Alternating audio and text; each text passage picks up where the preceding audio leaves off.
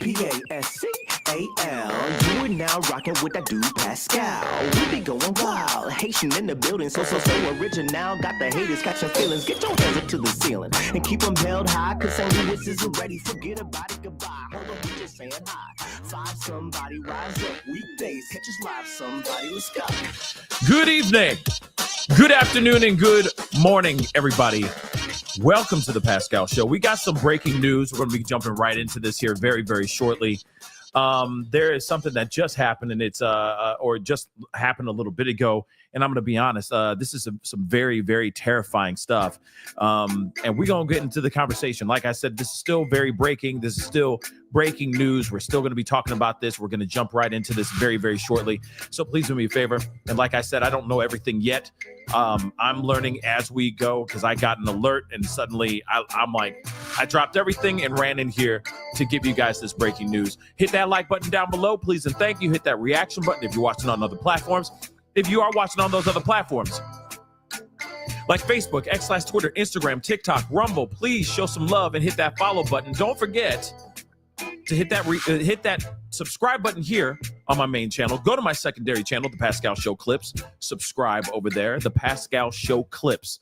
Just so you know, subscribe. Make sure both notification bells are set to all so you know whenever I go live, whenever I upload, because it is random. And a lot of times this is breaking news stuff. And this one is breaking news stuff. So we're going to get into the nitty gritty here very shortly. Hit that join button down below. Become a member. Check out my Patreon. Check out my locals. And of course, check out PascalMerch.com. Please and thank you. You know, your boy's working hard out here in these streets, and I guarantee you there's going to be something over there that you're going to love. So go check that out when you can. All right, guys, let's get into this. Something devastating just happened, y'all. Something that these are the reasons why I don't like flying. I'm not the biggest fan of flying. If you know me, I'm not the biggest fan of flying, all right? Because of various reasons. But things like this kind of scare the hell out of me. Now, allegedly, there has been a American Airlines regional jet that crashed into a helicopter in DC mid-flight during takeoff. Let me repeat that again. An American Airlines jet collided with a helicopter while it was taking off from the runway. We don't know everything yet. A lot of people are still trying to figure out what's going on. There's a few things here that I'm going to give you guys because there's a bunch of updates keep coming in, keep rolling in. There's video depicting what happened here. And again, this is some crazy, scary stuff. And I'll show you guys here. It says right here, okay? And of course, in the red banner up above, it says breaking, plane crashes into Potomac River after collision with helicopter near Reagan National Airport. All right. So,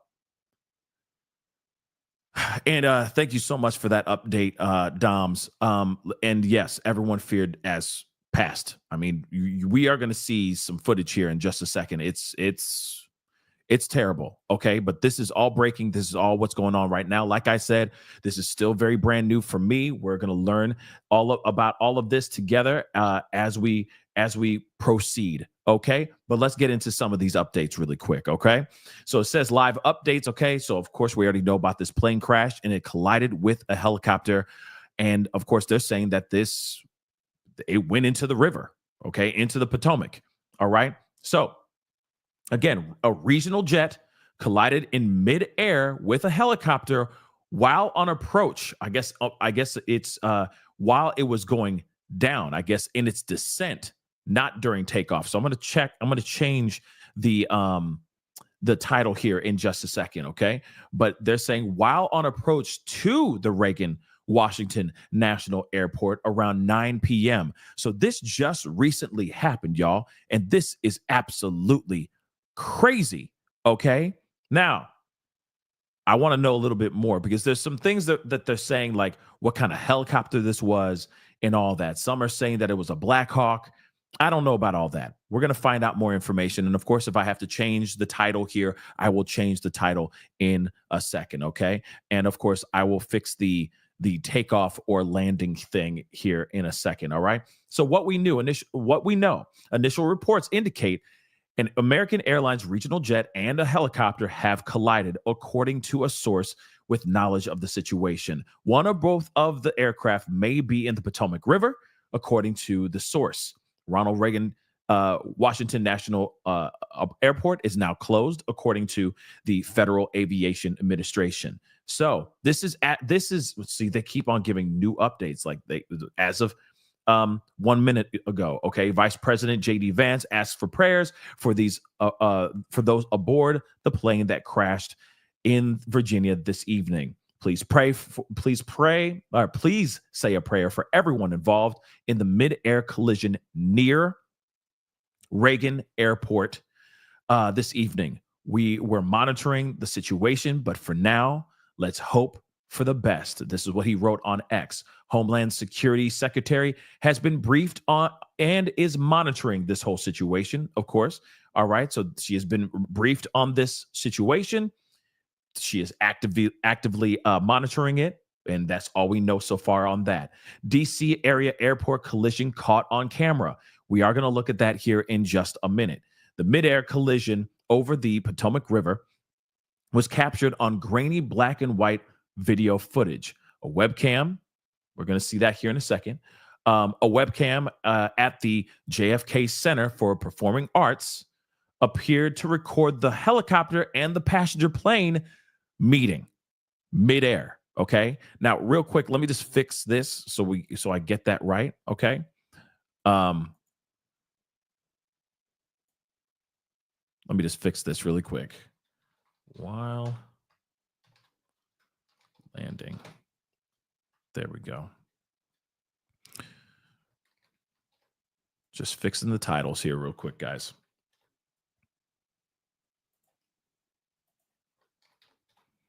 Boom. Okay. Just wanted to fix that really quick because, like I said, this is all still very, very brand new information. And of course, news, the information is going to change as time goes on. All right. We are going to be looking at the video very, very shortly. Okay. Aircraft down in the Potomac. Okay. In the Potomac River near Reagan National Airport. All right. Rachel Maddow reports breaking news of an aircraft in the Potomac River near the Reagan National Airport following reports of a mid-air collision with emergency first responders arriving on the scene complicated by ice and frigid temperatures. NBC News senior correspondent Tom Costello joins the coverage. We're going to take a look at all this in a second, okay? But first, of course, we have got to take a look at this footage right here. Now, first and foremost, this is somebody else who is sharing this video because obviously everyone's retweeting it, everyone's reposting it, etc. Okay? But here it is. My God, this video is terrifying. This is a look at the plane crash just minutes ago at the Reagan, I keep on wanting to say regional, but it's the Reagan National Airport. Plane apparently crashed into the Potomac. Let's take a look at this video. This is insane. And there's no sound for this. You saw it right there. See? Let me just roll that back because they do a close up, but I want you to see right down here. You see my mouse? This is where the collision happens. And then they zoom in, just so you guys know. Boom. Right? Wow. Wow, wow, wow, wow, wow. Then, again, look at that. Boom. So one thing I'm trying to figure out, one thing I'm kind of curious about, because this is terrifying. Is this the plane and this is the helicopter? That's one thing I'm trying to figure out. Is this the plane here and this is the helicopter? Or is it the other way around? Is this the helicopter and this is the plane? Which is which? Which is which?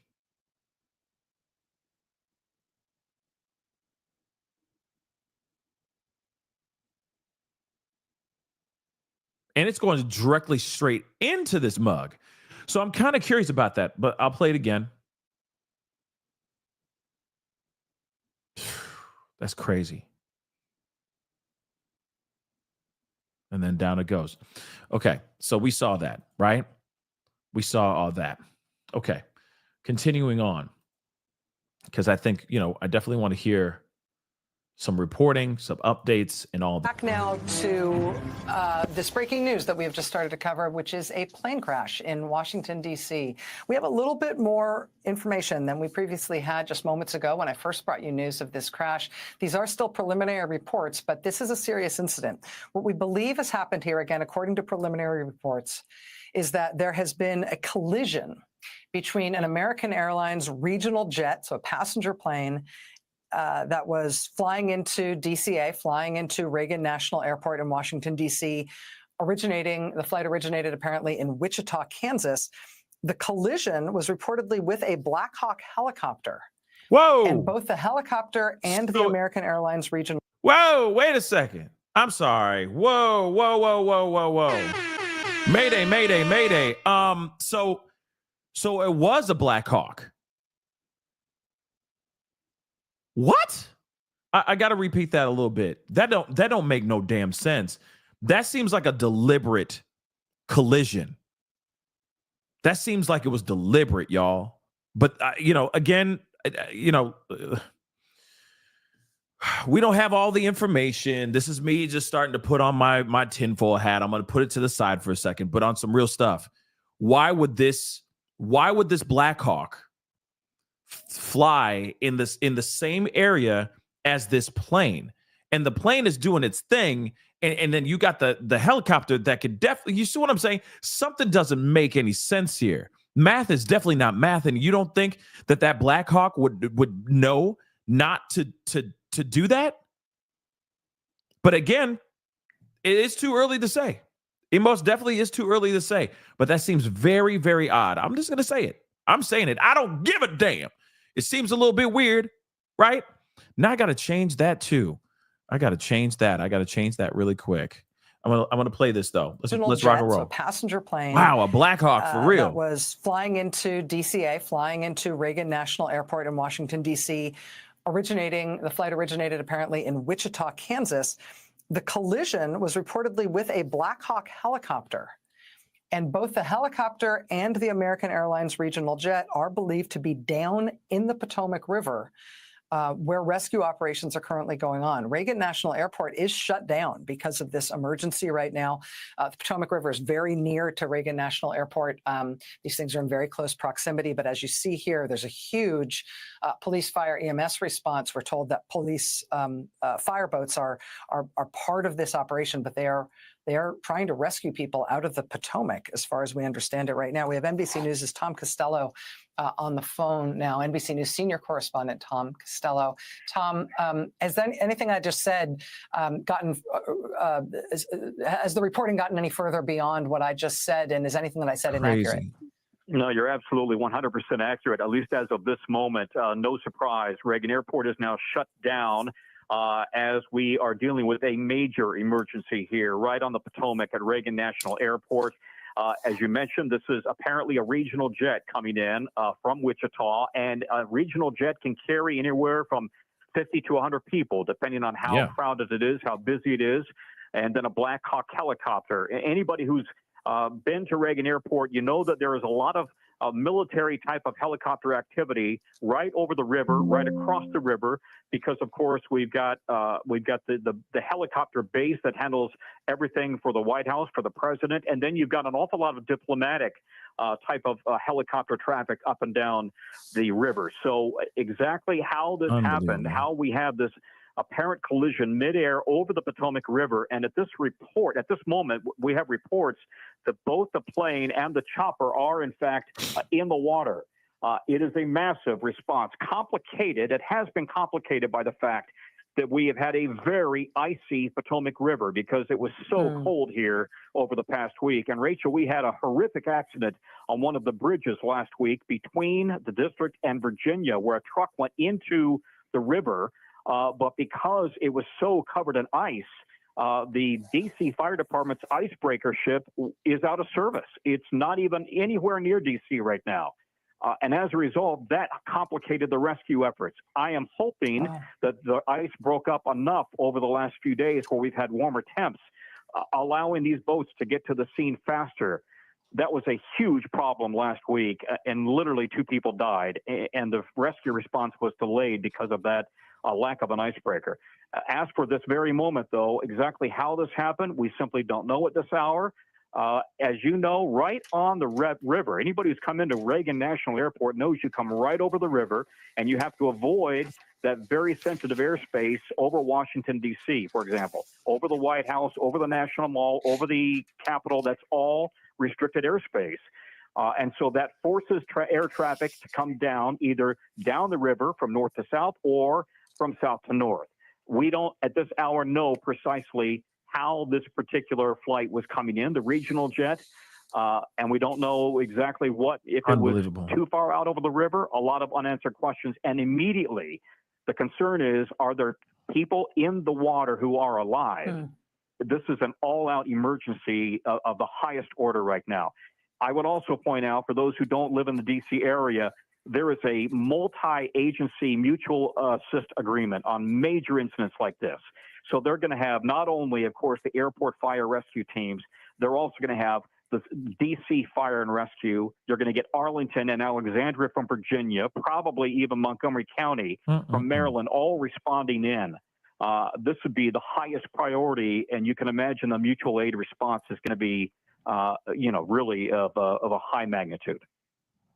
Tom, as we've been talking, we've been observing some of the comments, public comments that have been made, particularly by elected officials who represent Kansas. Again, we believe that this American Airlines regional jet this flight originated in Kansas, potentially in Wichita, Kansas. Senator Jerry Moran from Kansas has just posted online, learning that a plane inbound from Kansas was involved in a crash at DCA. He says, I am in contact with authorities. Please join me in praying for all involved. I mentioned that because it would seem to indicate at least be some corroboration of the idea that this jet was from Kansas in terms of where it started. Tom, let me just ask you what you were describing about the 2 aircraft that we believe were involved here. A Black Hawk helicopter, the American Airlines regional jet, which, as you note, is a jet of a size that can carry 50 to 100 people, generally speaking, categorically speaking. We have no idea how many people were on board that jet at this point. Yeah. Is air traffic control at DCA more complex than it would be at other airports of that size because of the confluence of military and diplomatic travel, the involvement of things like Black Hawk helicopters, along with commercial and private air? I think that's accurate. Yeah. I mean, listen, I think, and we've also had a series of close calls here at Reagan Airport over the last couple of years, in which planes got way too close to each other and had to wave off. And can I just draw your attention to the fact that we are just now getting an FAA statement that, in fact, a Bombardier CRJ 700 regional jet collided in midair with the Sikorsky H-60 helicopter while on approach to runway 33 at Reagan Washington Airport, 9 p.m. local time. And this was operating as Flight 5342. For American, leaving Wichita, Kansas, inbound to Reagan Airport. And obviously, according to the FAA, both the FAA and NTSB will investigate. The priority at this moment is saving lives and getting as many assets as possible out there onto the river. Now, this is crazy. And I am kind of curious as to how many survivors are out here. Because, I mean, for a collision like this, it just sounds insane. But let's continue on. In fact, I'm gonna see it because there's new updates coming in, minute by minute. Okay, so let's see. Of course, the water is cold. All right, current water temperature is 35 degrees at the closest buoy to the crash site. All right. Of course, they're actively monitoring everything, poised to assist if needed. Prayers for all involved. Helicopter involved in the crash was an Army Black Hawk. All right. The helicopter involved in this crash was definitely an Army Black Hawk, according to a defense official and an Army official. No indications of criminality or the Terrys, FBI says. Okay. And we got to use these code words. They don't like when we say those things out loud. Okay. But this is insane. All right. FBI is standing by to assist. All right. There's no criminality. They feel like there was no attack of anything. It was not a preemptive, premeditated, thought out attack of any sort. We'll see what they say here in a little bit. Because in my personal opinion, it seems a bit odd that they would cross paths, that this specific military helicopter would fly anywhere near where commercial airlines are flying, especially when you got planes that are taking off and landing at the same time. That's absolutely insane. All right. And this is the reason why people don't like flying, like myself. All right. Stuff like this is scary and should not have happened. So again, I don't know. Then I keep wondering, here's the thing. It doesn't matter if there were people of importance, like VIPs or anything of that sort. It doesn't matter. People lost their lives. Doesn't matter if it was, if there were elected officials on these planes or not. These are people's lives, okay? People's loved ones that were on this plane. And I'm still wondering how many people have survived. Now, again, let me just take a look at this. Congressman who represents Reagan Airport's district says crash is very worrying. So Representative Don Bayer, who represents the area where National Airport is located, said on X, "I'm following the response to a reported aviation incident at DCA and am in touch with airport officials as we try to learn more about what happened and why. This obviously is very worrying, but I urge the community to please let first responders do their jobs and save lives." And he's right. Okay. He's right. We got to sit back before we put on the tinfoil hat and start thinking crazy conspiracies. This could literally just be an unfortunate series of events, that this could be an honest mistake. But moving on, chopper circling above the Potomac after crash. Okay, so lights of dozens of emergency vehicles fill the skyline across the Potomac River. A helicopter has been seen circling above the Potomac, which with its searchlight aimed toward the water. There is nothing visible in the water from my vantage point, according to this reporter right now. Onlookers have filled the area. Now, let me just throw this in here too, because of course there's a lot of reporting going on as we speak, and I think we should check these things out as well. And mind you, this is live, so I had this up. So there's some things that have gone on since then, but let's see.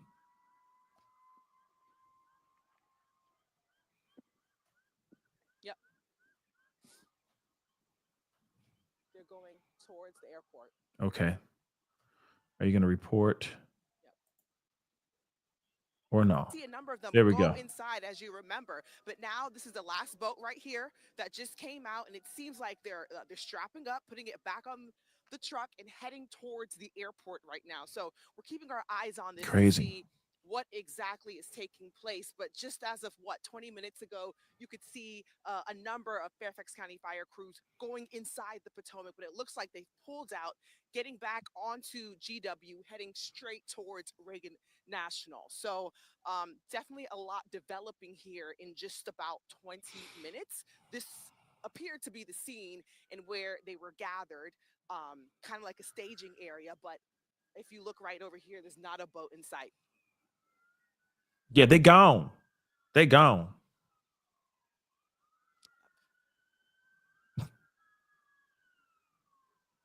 But it seems like they got the word to pull out, and now everyone's heading to Reagan National. So I'll keep my eye on that and see if it's something that we can even get to, or if there's a body of water possibly that they're going moving forward. Because she kind of was just repeating herself. Let's see if there's anything new on this one. We're scrubbing through this whole thing, okay, guys? Corey, what up, Doe? How you doing, man? Good evening. Thank you all for being here tonight. I appreciate it. Yeah, the volume's really, really low. I have it cranked all the way up, and it's going out in my left ear right now, y'all.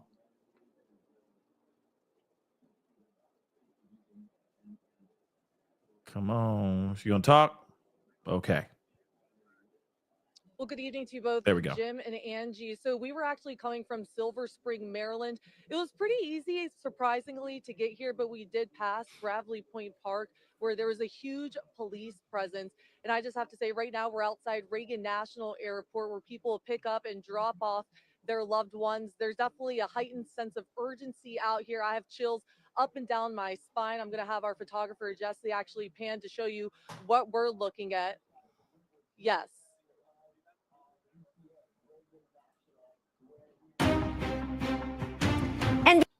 Damn, that was loud.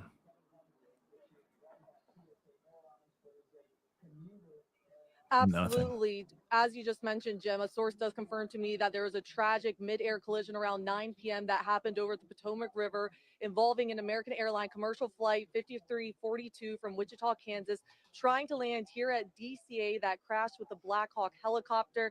As you just mentioned, Jim, now we have clarification whether it was military, government, law enforcement. You just said the AP put out an alert saying that it was Army. And a source does tell me there are expected to be around 60 individuals currently unaccounted for, and authorities fear that there may not be too many survivors.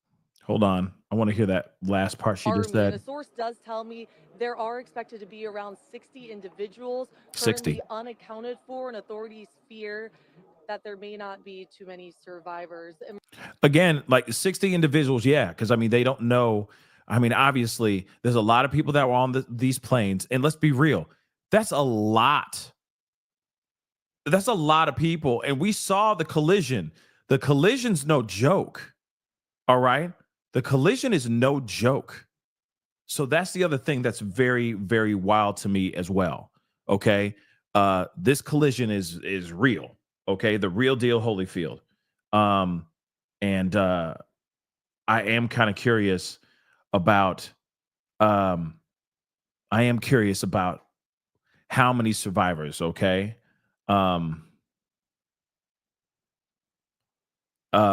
With this, because that collision shows me something different. To me, it's like it would be a miracle if anyone survived this. Just real talk. But let's take a look. We got some more. Let's take a look at this. Bowling over there, and of course you see MGM National, the big light back there in the far distance, and you see just a massive response of police and fire lights glowing in the distance there on the other side of the river here from National Airport. So just a massive response of first responders on both sides of the Potomac River here along Reagan National Airport. I have to count here, we have at least 30 different fire trucks here that have brought in, again, boats, and you can see also there the mass casualty ambulance bus is on this lot as. Hold on real quick. Baby K, and I'm still trying to find out if there are. They haven't said anything about survivors so far, but they're saying 4 survivors have been pulled from the water. Wow. I mean, that is a miracle. Okay. If that's true, okay. But I want to hear from the news as well. I'm not trying to discredit any of y'all that are giving me information in the chat. If that's true, hopefully they talk about this in the very near future here. Okay, we're going through this and trying to find out as much information as we can live. Okay, but that would be an absolute miracle if at least 4 individuals survived this thing. You saw the collision. I saw the collision. Do you really think anybody's going to survive that? No. That thing was a fireball in the sky. Wow. As well. So this is just a massive response from what I can tell, just about every fire department in the area rushing to both sides of the river to do what they can to look for survivors from this horrific crash that we're just now getting our first indication of what's actually happening and took place here at Reagan National tonight. Hey, Mark, let me ask you, just I think about a week and a half ago, we were talking about the report with one of those DC fire and rescue boats that would be used to cut through the ice. Thank goodness it's been a little bit warmer. Is that something that would have been used in a situation like this? You're talking about the John Glenn fireboat that has been in dry dock basically for more than 2 years. And yes, that vessel would have absolutely been deployed tonight if it were in service. And we can tell you from radio transmissions that we've been hearing, scanner traffic tonight that we've been hearing about the rescue effort, that one of the coves, one of the marinas over on Bowling that they wanted to take survivors to, anyone that they were getting out, is frozen in and hard to access by water. And that's exactly what the John Glenn would have been used for, is to break that ice. I can also tell you, it was just a couple weeks ago, I was up in a helicopter over this exact area with the DC police in Falcon 1. And they have very sophisticated equipment in Falcon 1 to detect nearby aircraft and to tell them when they're getting near Reagan National Airport. That was a big concern of both the pilot and the technical officer that I flew with that day. As we got close to National Airport, they were very conscious of it, and that was very restricted airspace for them. So, you know, a lot goes on with these aircrafts, with technology, but certainly when helicopters particularly are flying in this area near National Airport, they have to be very much aware of the planes here. And again, from my experience just a couple weeks ago flying in Falcon 1 with DC Police, that is what's top of mind when they're flying in this area. But again, just a massive response here at Gravelly Point. And again, yes, another instant this winter where the John Glenn could have come in handy. Here's Hallie Jackson. We are coming on the air with breaking news out of Washington. The FAA confirming an American Airlines regional jet has collided with a Black Hawk helicopter near Reagan National Airport. This happened just over an hour ago. Emergency officials say they're coordinating a search and rescue operation in the Potomac River. We don't have yet information about casualties, but the FAA says this American Airlines plane, which had left Kansas, collided in midair with that helicopter while on approach to a runway here at Reagan, DCA as it's known locally. I want to bring in our aviation correspondent, Tom Costello, who is joining us now. Tom, a very active situation. The FAA, the NTSB, local fire and emergency responders there as we speak. This is an all-out extreme emergency in at Reagan Airport, and the water's just off of it here in Washington, D.C. We've now got confirmed reports that American Eagle Flight 5342, operated by PSA, it is a regional jet carrying between 50 and 100 people, from Wichita into Reagan Airport, was hit or was involved in a midair collision involving apparently an Army helicopter. That is reported to be a Black Hawk helicopter of some make and model. At this point, it is a full response with the fire department, rescue department from not only Washington, D.C., but Alexandria, Virginia, Arlington, Virginia, the airport fire rescue teams. And you know, Hallie, you live in the city as well as I do. There is a massive mutual aid program that goes into effect. Every police and fire agency immediately responding. Tom, we were looking at some live images there of that response as we are continuing to follow this breaking news. That concludes this special report. We will have much more on our streaming network, NBC News Now. Thanks for watching. We'll see you soon. Ongoing. As Doug said, it is incredibly cold out here tonight. You know, the wind is making the temperature seem much colder, and you just have really got a feel for what's going on down there. The massive presence of all these boats, all these vehicles, just trying to get down there and help these folks. So as soon as we get more information, we'll come back to you. I really want to know exactly what the hell is going on here. Why this happened the way it happened, right? I think we're all kind of curious about that. We're going to come back to this here in just a minute. I'm just checking to see if there's any new updates from the news, what they've been saying about anything. So I'm just seeing.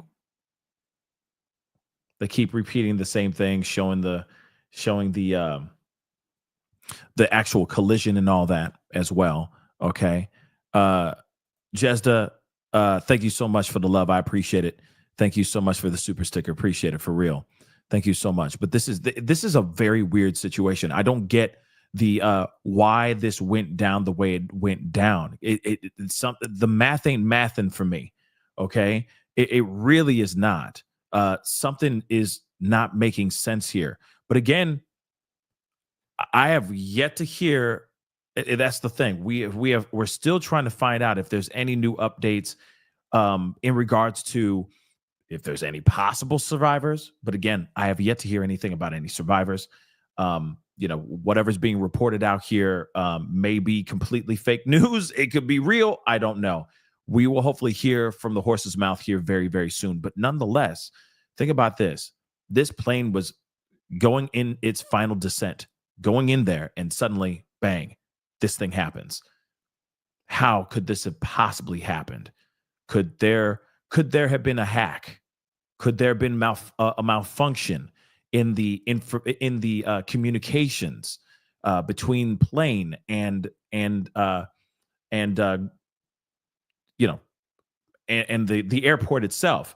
Could there have been a misunderstanding or miscommunication with the Black Hawk and wherever they were flying off to? It just seems so odd that this whole thing went down the way it went down. It just doesn't make any sense. But let's hear what they got to say here too. Again, we're still trying to find out if there's any survivors. I mean, of course, I like to believe that the glass is half full rather than half empty. But at the same time, seeing the footage itself, I just don't see anyone surviving that. So if anyone does survive, they're very, very lucky. You mentioned there's now that ground stop, so no flights taking off or landing here. So there were a lot of people waiting for those last evening flights to get out, and they're now trying to figure out what they're going to do. But of course, the big question remains of just what's next as far as this response and when we'll get that update. But of course, we'll bring it to you as soon as we get it. All right, News 4's Walter Morris. Walter, thank you. And just a little bit more information. We heard from a senior FBI official who said that the Washington field office personnel, of course, standing by to support in the investigation at Reagan National Airport. But at this point, there is nothing to indicate criminal or terrorist related was involved in this crash between an American Airlines, an American Eagle flight 5342 and a Black Hawk helicopter midair. We have heard from lawmakers who represent this area, a lawmaker from Kansas, certainly where the plane took off.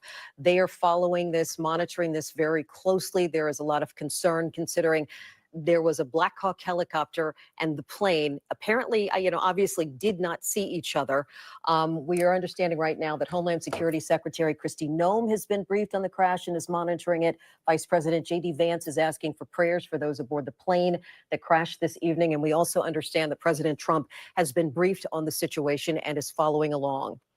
All right. So just so you know, people are saying right now, this is a report that was sent to me via Instagram, but they're saying that 60 people are reported deceased after this collision. Now, obviously, this is all pending. They are still going to do whatever they can, but they're saying 60 individuals gone right now. And this was reported 7 minutes ago. Of course, this is... me and said off the record, this congressman was told, look at that response. I don't think we'd see that kind of response if something significant didn't happen here. I pray that is not the case. But this congressman is telling me and confirming what Kevin Cork said, that this congressman is being told that there are 60 plus dead. I hope and pray that is not true. And that's coming from Fox News itself. Just so you guys know, someone calling in and letting them know. All right. This is crazy. All right. Wow. Crazy.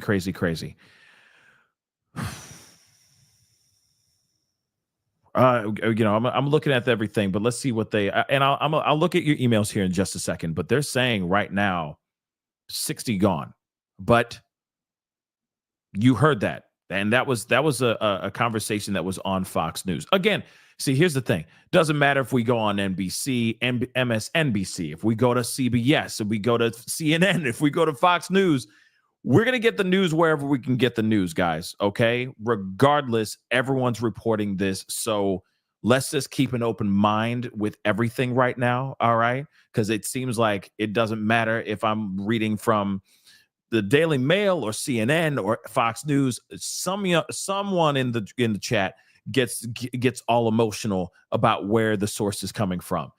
Chill, tranquilo. We are watching this. This is all breaking news. Everyone's covering this right now. So we gonna get it where we can get it. All right, guys? With all due respect. So let us continue on and hear what they got to say here, that too. plane went down and see where the survivors may be, in that area tonight. But the good news is we know at least 4 people were pulled from the waters and are being treated right now. All right, so we are going to go to some audio of the plane crash from air traffic control. Holy crap. So now we got audio from air traffic control. So now we're going to get to hear exactly what happened. All right. This is crazy. This is crazy, yo. Let's listen in. Wow. Fire command. The accident happened in the river. Both the helicopter and the plane crashed in the river east of the approach end of runway 33. No, this is not. Okay. This is just after the fact. Where is the audio before the collision? That's what I'd like to hear as well. They must have said something unless they didn't see nothing. But it seems weird that would you not see that? Right? But again, let's continue on. Okay. Is the airfield closed? Yes, the airfield is closed. The airfield is closed. Runways as well? Yes, all runways are closed. Nobody's landing. No one's moving at all. It was probably out in the middle of the river. I just saw a fireball and then it was just gone. So I haven't seen anything since they hit the river, but it was a CRJ and a helicopter that hit. I would say maybe a half mile off the approach end of 33. Wow, it is stunning to hear her talk about that when she said she saw the collision and then it just wasn't there. I don't know if that, I don't know what to make exactly of that, but to hear her description of that, and then she believes it went down into the river, had to be frightening just to even see and experience that. Think about the people who live in our region. Think about the people who are our friends, our family, our coworkers. How many times we've flown in and out of Reagan National Airport on a quick flight. The flight from Wichita, Kansas was supposed to be 2 hours and 35 minutes. There were reportedly, according to an American Airlines employee, 60 out over the river to do that. Did the helicopter pilot, was he out of position? Was the plane out of position? We simply don't know, but this is a high priority investigation. But right now the rescue effort is a high priority. Tom, I want to point out the video we're looking at right now is for a surveillance cam, and you see what appears to be an impact there and the wreckage in a second flash as it hits the ground. We also, I'm told, have some audio, air traffic control audio of a witness talking to controllers. So let's listen to that and see what we can learn. Fire command. The accident happened in the river. Both the helicopter and the plane crashed in the river. It's east of the approach end of runway 33. It was probably out in the middle of the river. I just saw a fireball and then it was just gone. So I haven't seen anything since they hit the river, but it was a CRJ and a helicopter that hit. I would say maybe a half mile off the approach end of 33. Now, as Tom pointed out, this is controlled airspace. The approach is in and out of DCA, any major airport, certainly at this altitude. There is something that modern aircraft are equipped with called TCAS. It's a collision alert system, but it is not tends not to be useful at these very low altitudes because it's painting aircraft around it. Obviously, at an airport, you're going to see a lot of aircraft, but that is something they'll obviously be looking into. I want to go to Peter Alexander right now. Peter, I understand you're at the scene there where this search and rescue operation is being headquartered. What can you tell us? Yeah, Lester, that's right. We are right now along the Potomac River. We are on the Virginia side. I'd say I'm about a half mile to a mile south of DCA, Reagan National Airport right now. And in effect, you can see without our lights, it would be pitch black out here. This is a really challenging situation. But to give you a sense, as the conversation between you and Tom and others has been focused right now, one of the biggest blessings for this rescue effort taking place is that today temperatures warmed up to the highest place they have been in several weeks, roughly 55 degrees at points over the course of the day. I cross over the Potomac between Washington, D.C., where I work, and Virginia, where I live, and it had been iced over for the course of the last couple weeks until the last couple days, which does provide the opportunity for the rescue operations that are taking place right now for them to try to get boats into that area to try to help rescue whatever individuals they can get to as we speak. To give a better understanding of where we are a straight shot across the water, across the Potomac, to what would be Nats Park. That is effectively it's right along the Navy Yard area of Washington, D.C. It's right along a key waterway with a bridge there that connects Anacostia to other parts of Washington, D.C. And it appears that that is where much of the action is taking place as we speak. From this shot, I got to tell you, Lester, it's striking because almost as wide as the horizon is for us right now, you see flashing lights. You see the ambulances, as you look at right there. You see the ambulances. You see the rescue crews. You see the police cars. And I just drove. I live about 10 minutes away from where we are.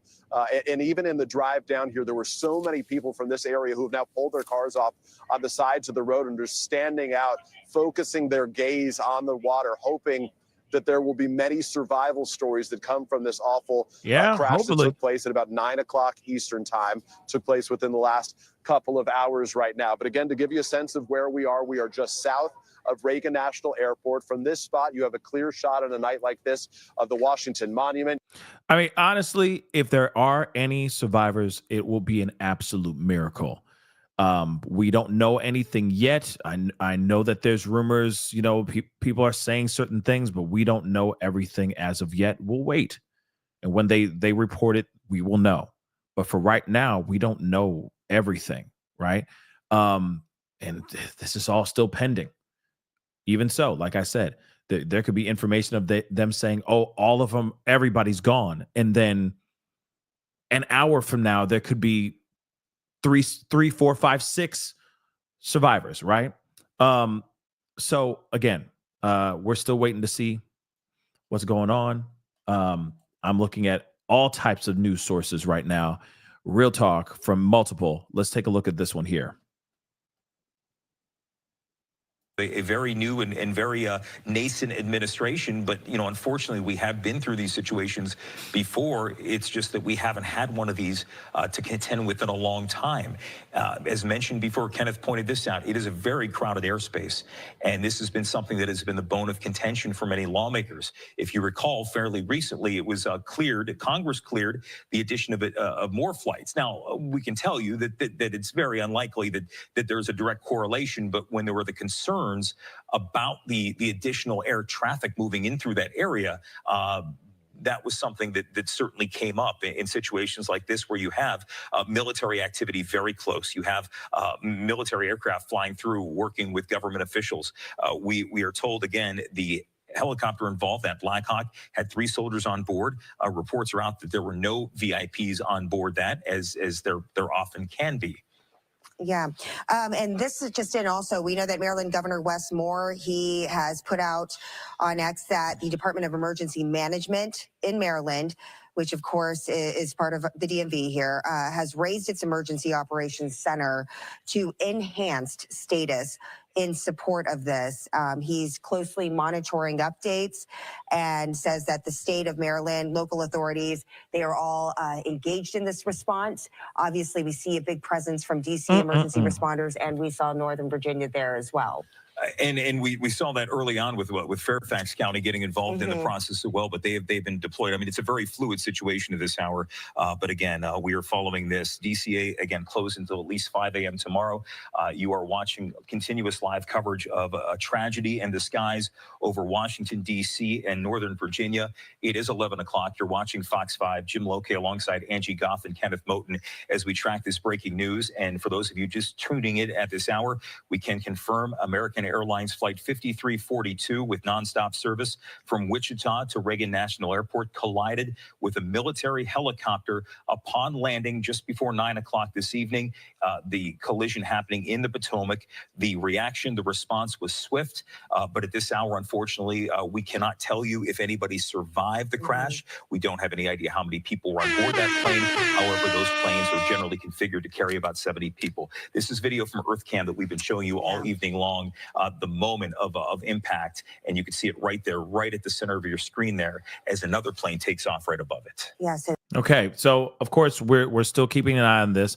There's a lot of new information here, though, and of course there's a lot of people that are tuning in, getting in here, and want to know some stuff. And don't worry, we are keeping an eye. We're playing every single news outlet that is covering this right now as we speak. But right now, this is live. Right now, they are still saying that there are 0 survivors thus far. When there's new information, okay, it will be updated. But right now, they have zero survivors thus far, at least from this news outlet here.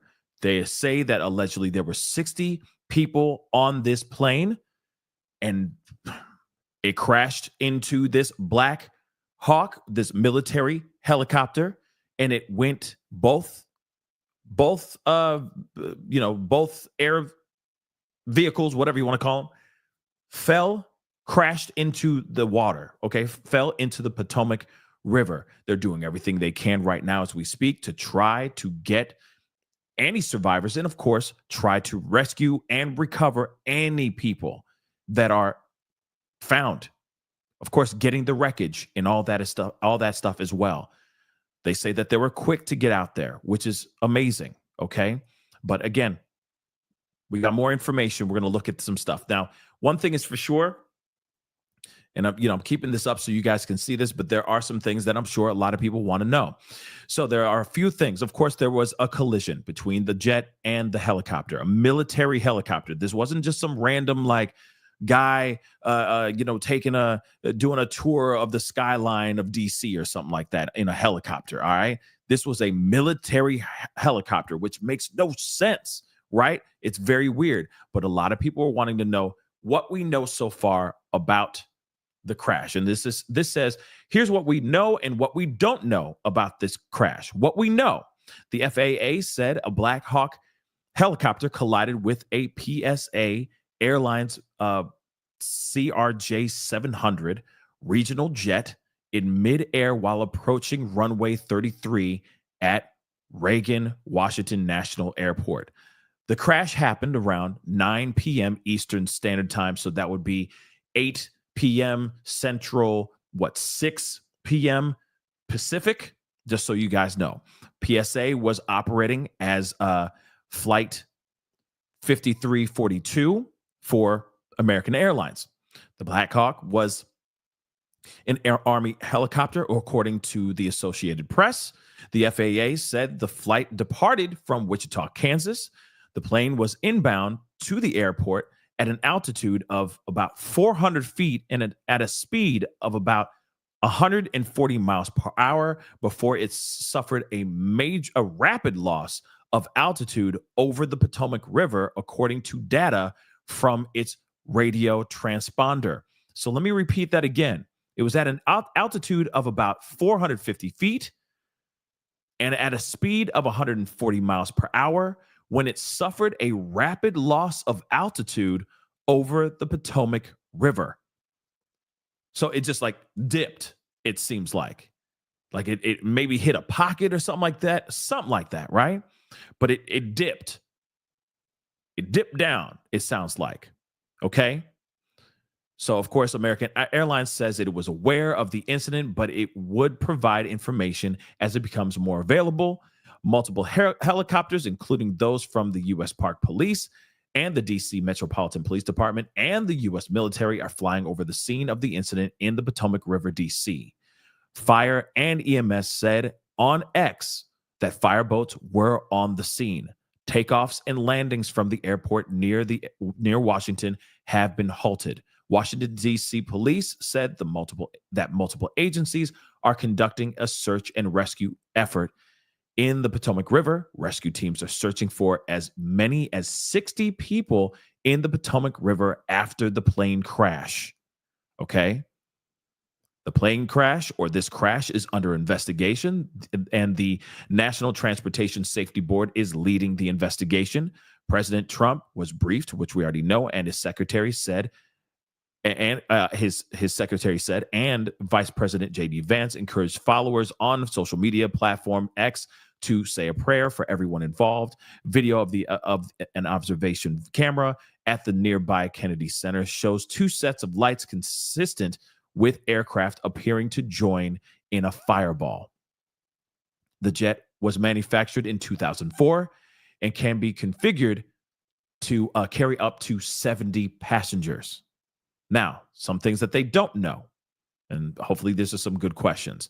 Officials have not confirmed how many casualties there are or if there are any survivors, but the Hearst Television National Investigative Unit has learned that at least 2 bodies have been recovered from the river. 2 bodies have been recovered. So far, no one has been rescued yet. Officials have also not provided any details on what caused the collision that led to the crash. So that's something else as well. Again, this is very, very interesting. We don't know everything as of yet. We're still trying to find out more information. They have yet to recover any survivors, but if there are, of course, we will rejoice and we will be very thankful, because it will be an absolute miracle if anyone survived this actual collision. But there are still things that still don't make any sense. From what it sounds like, it's like the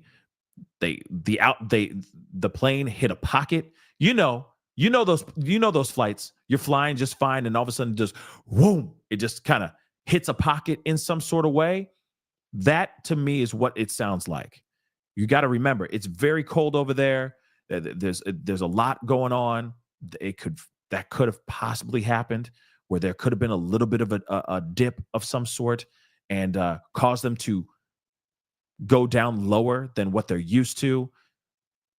I don't know. But again, this is terrifying, heartbreaking, and let's hear what's going on here right quick. Anywhere from 600 to 800 flights taking off, landing, again, daily. So you do the math on that, and you can figure out just by minute how many planes are taking off and landing. If you even just ride by Reagan National, or you're on your way to pick up a family member, you see planes coming and going there. People, again, setting up just to see planes taking off from DCA. So we take a look at this flight path here, and we see the flight path of Flight 5342 making this approach, this northern approach up the Potomac, which is very normal. And then you see this green line right here as it crosses from Virginia over, and there it stops right there at the Potomac. A very eerie sight, I know, to see that, but that is where Angie mentioned that when we started getting the emergency calls that were coming in from Southwest DC,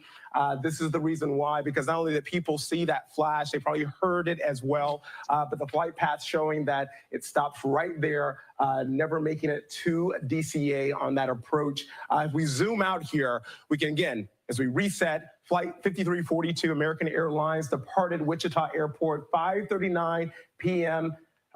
Central Standard Time. It was scheduled to leave at 5:28, so just about 11 minutes behind the schedule. But as it made its way here east, you can see no issues, and then it made this approach coming down, passing IED Dulles, and coming down, making a very normal flight path here that we see for these planes, that we believe, again, 60 to 70 passengers that this plane carries, this regional jet, and then this approach to DCA, scheduled to land. It was scheduled to land the 8 o'clock hour, right before 9 p.m., that is. And we know that now, and guys, I know I've been staring at this flight aware, but to see that this gate arrival just did not happen, and just to see hash marks or dash marks there, that is tough to see, because we're talking about souls there that were on that flight. as we try to learn more about this flight, where it was coming from, as we look into the safety records. And guys, and I know we've been talking about how busy this airport is. We're talking about the reauthorization of that FAA reauthorization that allowed more flights to come in. The big debate that we covered here on Fox 5 of lawmakers who were against people who live along this flight path right here, who are also against because of noise and other things, and they were concerned about safety. And now this has happened. And so, Jim, as I toss it back over to you guys, just in case you have more information here, this is something that safety, yes, there's an operation, a rescue operation that's happening right now, but safety will be a big talker when we talk about what's next. American Airlines confirming to Fox 5, 60 passengers were on board that flight, 4 crew members. Again, this was a Bombardier CRJ 700 regional jet going from Wichita to DCA. Again, that's the number of people who are on board. So a total of 64, 60 passengers, 4 crew. That information coming from American Airlines. But at this point, no word on the status of any of them. And you also have to feel for these air traffic controllers. A lot of times they're in these towers, and in this situation, I mean, they're helpless. There's nothing that they can do at this point. These are workers that have very, very tough jobs, highly stressful jobs. Many of them, we've done the reports, working 6 days a week, 12-hour shifts. It's a tough job, and it's important. It's what makes our town go. I mean, this is a main hub, not only for us, but also for the nation. So you have to imagine there are so many people right now that don't even know what they can do, as we all sit here and wait for answers to find out. More numbers are coming in, obviously, but still the information that we really want, the information that so many of us need right now is, who is okay? Were they able to do any rescues? What's going to be the next step here? There's a lot. There's a lot. And again, we're still waiting at this hour for a briefing where we're going to get more information. And you imagine in situations like this, they want to get everything. They want to get everything correct and everything accurate, because we've had situations like this. There have been plane crashes where you hear it was headed in one direction when the reality was it was headed in the complete opposite. In times like these, this is a situation where we have to, it's incumbent upon everybody to make sure the information gets through. And as we talked with flight expert Captain Richard Levy earlier, he thinks that an investigation into this should be pretty straightforward, because you have the data recorder, you have the black boxes on board. There have been flight crash investigations in the past that have taken years to complete. There was one back in 1994. It was U.S. Airways Flight 427 that was landing right outside of Pittsburgh, Pennsylvania, where there was a problem with the rudder jammed, and it was FAA investigators called it at the time one of the most confounding and confusing investigations. So you hope in a situation like this, regardless of what the outcome may be, we learn what went wrong. And we use that to prevent it from ever happening again. So as we've learned, and just about every elected official at this point is putting out statements. And I wish we could tell you that we have more information from them. I think at times like these, a lot of officials feel like it's important at least to say that they're aware of the situation, which it certainly is important to do that. But we don't have anything groundbreaking from any of those lawmakers, at least not yet at this hour. Yeah, it'll be interesting if we're able to talk with the captain again, Captain Levy again, to talk to him about, a lot of times those commercial airliners, they have a system in place. It's a traffic collision communication system of some sort, which actually alerts the pilot to avoid, in the cockpit, alerts the pilot to avoid nearby aircrafts. And whether or not there was not enough time. Right. I mean, it seemed like it all happened rather quickly. I want to point this out right now. I know if you're watching us in D.C., it may be one thing. If you're watching us on a live stream elsewhere, we just got a report from American Airlines. And what I want to do is, if we can, I'll read the number out loud here. But if you believe you may have had loved ones on board Flight 5342, call American Airlines, and they put out a number, 1-800-679-8215. Although I would imagine, it's entirely possible, again, with this flight landing from Wichita here into DC. But again, American Airlines now is sharing this information. They're now calling it an accident as opposed to an incident early on. And I realize that is it's just a term, but in times like these, they're trying to make sure the information that gets out there is accurate and not speculative. Yeah, after confirming that the 60 passengers and 4 crew members were on board their plane that crashed in that midair collision earlier, just before 9 o'clock, they also went on to say that their concern at this moment is for the passengers and the crew that were on board, and that they are in contact with authorities. They're assisting with emergency response efforts at this point, and now offering this phone number, 1-800-679-8215, to those who might have someone who was on the flight or know someone or you're just trying to get information about it. So again, that number 800-679-8215. What I'm trying to do is, and I don't know if we have any of this information. We've not seen it come in terms of flights that may have been diverted, because there were a number of flights that were supposed to land at Reagan National and cannot at this point.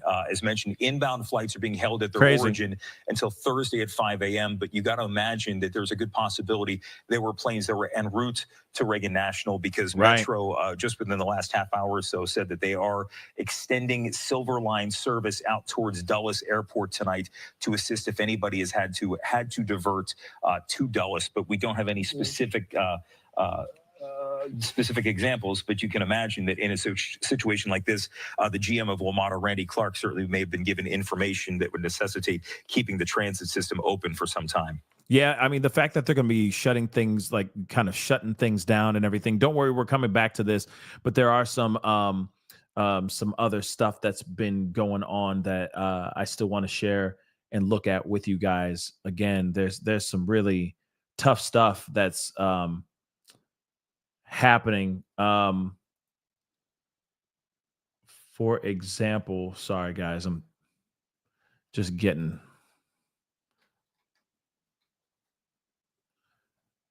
a few things here before we go into this.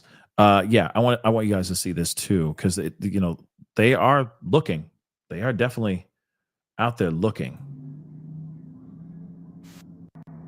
See, they're out there looking, this is terrifying to think, because God knows how strong these currents are, etc. You know what I mean? You just don't know, right? You just don't know.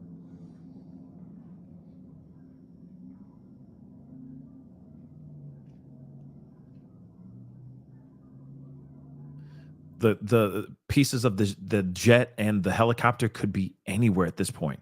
Okay. I mean, splattering over, crashing and splattering over a river, right? I mean, this stuff can move pretty damn fast. Now, this is something. A man waiting at the airport tells local news that his wife was on board the crashed plane and texted him shortly before the crash. Let's hear what he's got to say here. I'm just praying that somebody's pulling her out of the river right now as we speak. That's all I can pray for. I'm just praying to God. When was the last time you spoke with her? She texted me that they were landing in 20 minutes. Can you show us a text message that you got from her?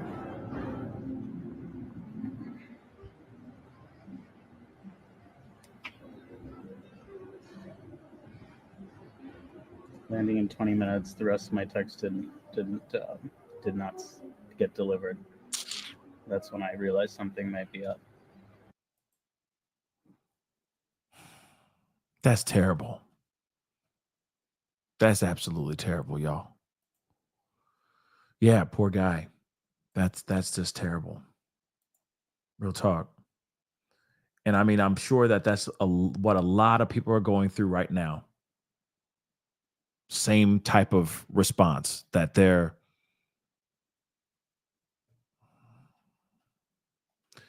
terrible, y'all. Let's see. And here's the other thing too. I'm waiting to see if there's going to be a press conference of some sort, because they got to have a press conference here soon, right? They got to. They've got to. So I'm just seeing what's percolating out here, seeing if there's any new updates or anything of that sort. I know Lester Holt is interviewing somebody, aviation analyst. Let's see what they got to say about this. Rolling this back a little bit. Let's take right a look at across this. the river.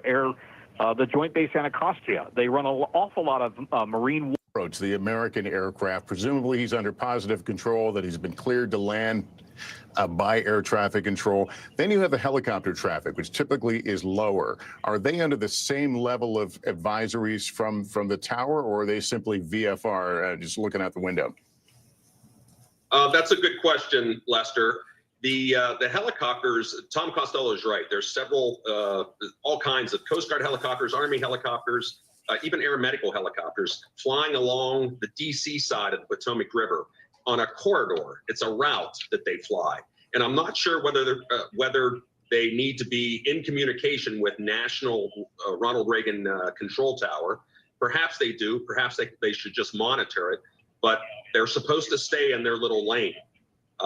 Meanwhile, you have this American Airlines regional jet coming into land. It appears to be it's landing on runway 33, which is not the long runway, which is 119. It's a little bit askew. It's a shorter runway and shorter jets come in there. And, National Airport tries to get the best controllers to work a busy airport. And yeah, this is the video that you can see here. That's shot from the vantage point is from the Lincoln Memorial. And you can see one airplane taking off from runway 1 heading towards the camera. And then the airplane in the background is landing. And that's when you see this helicopter transiting. There it is, transiting from left to right as that airplane is descending to land on runway 33. Presume it would have been cleared to land, the airliner, but I'm not quite sure what responsibility the helicopter would have had with regards to communications. There's certainly written agreements between the Army and the FAA, but the investigation will have to get at that. This doesn't make sense. And I want to ask you about technology designed to avoid this sort of thing. In my early aviation reporting days in Chicago, I remember when TCAS came around, a traffic control and avoidance system that alerts aircraft to other planes near them, even tells them which way to fly or climb or descend, depending on where the potential threat is. My understanding is that's not as effective right there in the immediate airport vicinity because of the volume of airplanes and movements. That's correct. So TCAS, Traffic Collision Alerting System, has software and algorithms. And when you're getting close to the ground and there's all kinds of other airplanes that are landing close to the ground next to you, you're not going to get a lot of those nuisance warnings because you're so close to the airport that at that point. However, as you're on approach, you should be able to see a target on your TCAS display or ADSB display, and the helicopter could perhaps see the target also, but we just don't know what they were presenting at the time to both the cockpits when this collision occurred. And again, that technology will be looked at by the investigation because that's stored memory, and hopefully it survived. We know that commercial aircraft carry flight recorders, flight data reporters, also audio recorders for what's happening in the cockpit. Do we know if military helicopters would carry similar gear? Yes, they do. They have flight recorders. Some of them are even more sophisticated than airliners. Some are deployable. When it impacts the water, it'll deploy so that the recorder will be safely moved away from the wreckage and locator beacons turn on. But yes, they have cockpit voice recorders and they have flight data recorders. They also have they have maintenance monitoring recorders also. So the NTSB is going to have to work closely with the U.S. Army to determine what recorders were on board that helicopter, and as well as the black boxes from the airliner. Jeff, it's great to have you with us. If you can stand by, I would appreciate it. I want to bring in Adam Tuss. He's a transportation reporter for our NBC station in Washington, WRC. He joins me on the phone. Can you describe the scene at National Airport right now? As Tom Costello mentioned earlier, it's the time of night where, you have the last flight out of town, not a busy place at night, but presumably there were family members, friends, perhaps greeting this airplane. What more can you tell us? Yeah, Lester, I can tell you in the 20 years that I've covered transportation here in the D.C. area, I have never seen this amount of response at Reagan National Airport. There are dozens and dozens of emergency vehicles lined up on both sides of the Potomac River. You have boats actively searching in the water still for an incident that happened almost 2 hours ago. You have boats stretched out across the Potomac. And for anyone who's familiar with this area, from the Wilson Bridge, basically all the way up to the DC Channel, a very large area that they are still actively searching. We have helicopters overhead that are still looking, presumably for anyone who might be in the water. It's been very cold here over the last couple of weeks, and that does not bode well for that rescue situation. Tom Costello, who knows this airport very well, was mentioning it, runway 33. For those who know Reagan National Airport, it essentially operates under one runway.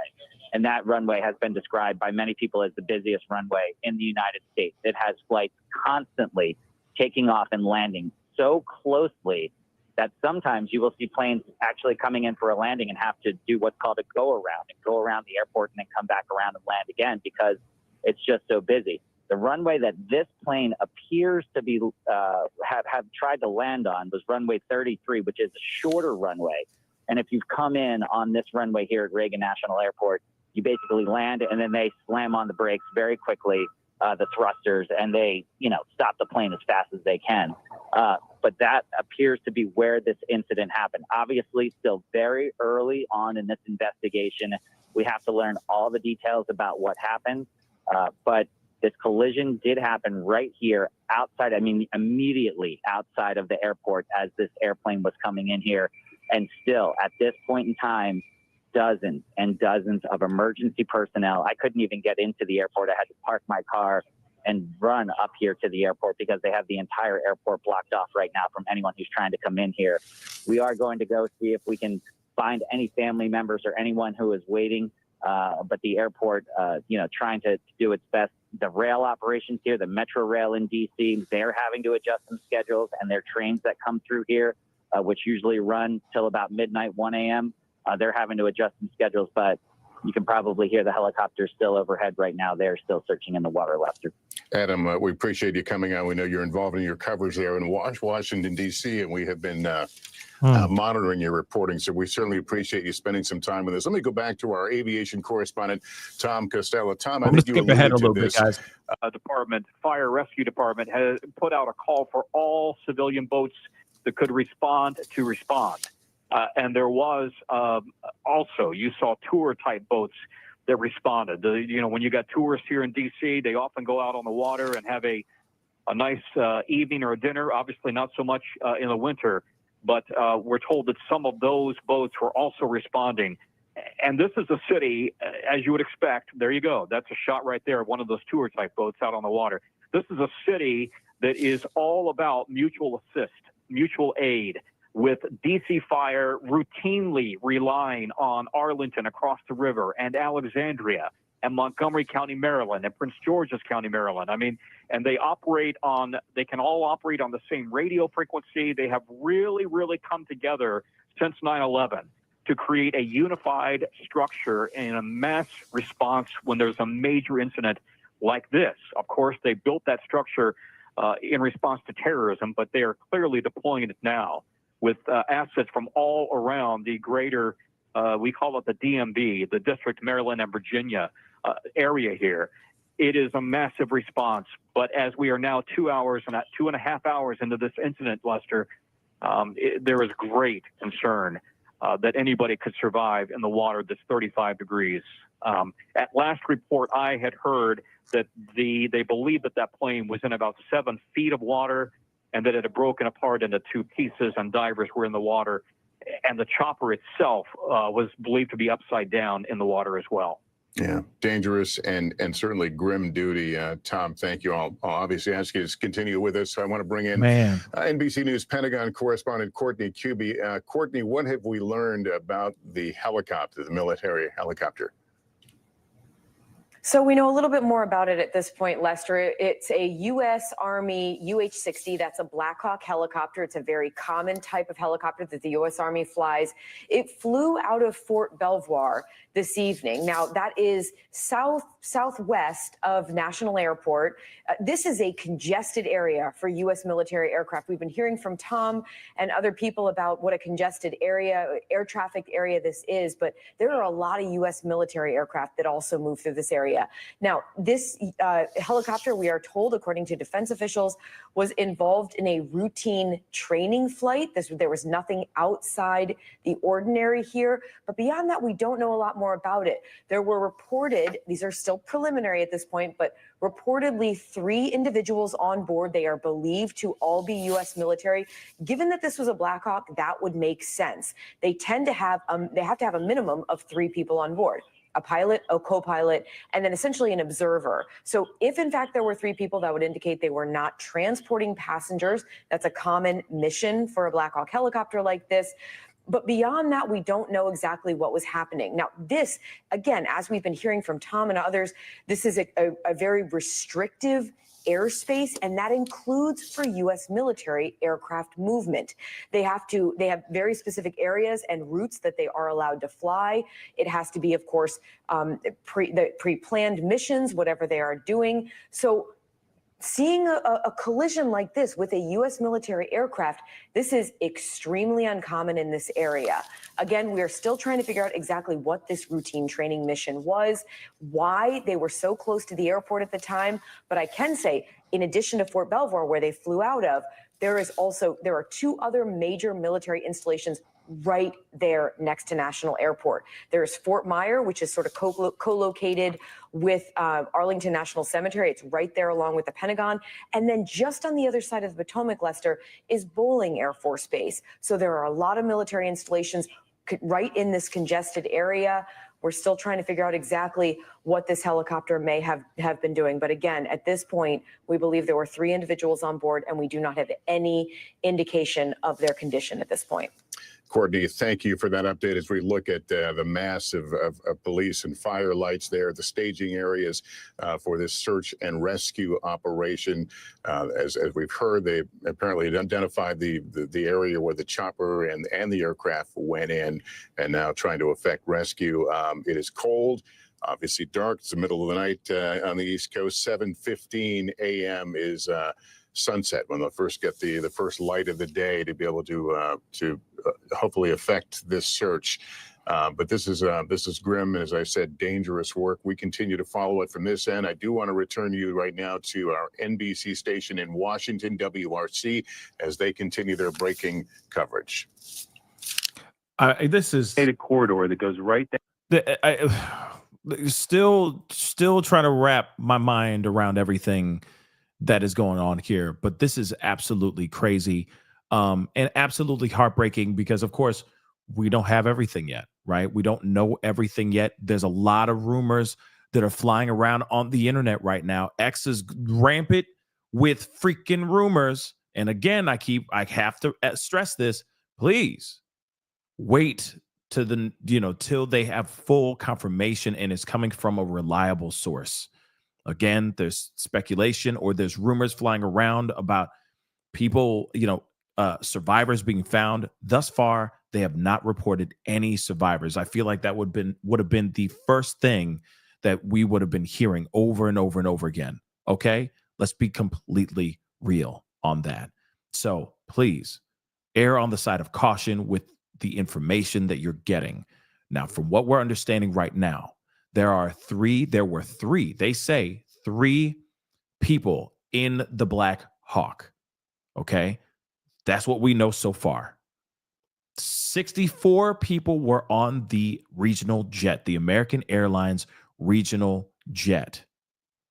That's all we know so far. They have recovered some bodies, but they have not recovered any living.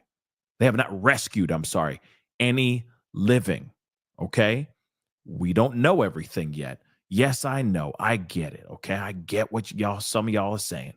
I get how you feel about MSM, mainstream media, and all that stuff. But wait, let's wait until we get the more facts so we can think about this stuff critically and come up with our own conclusions on what's going on here. Okay? Sometimes what happened is exactly what happened, and sometimes not. So I urge you guys, before you go and run off and try to be the first one to get information from a source that is not reliable, wait till you get it from a very strong source.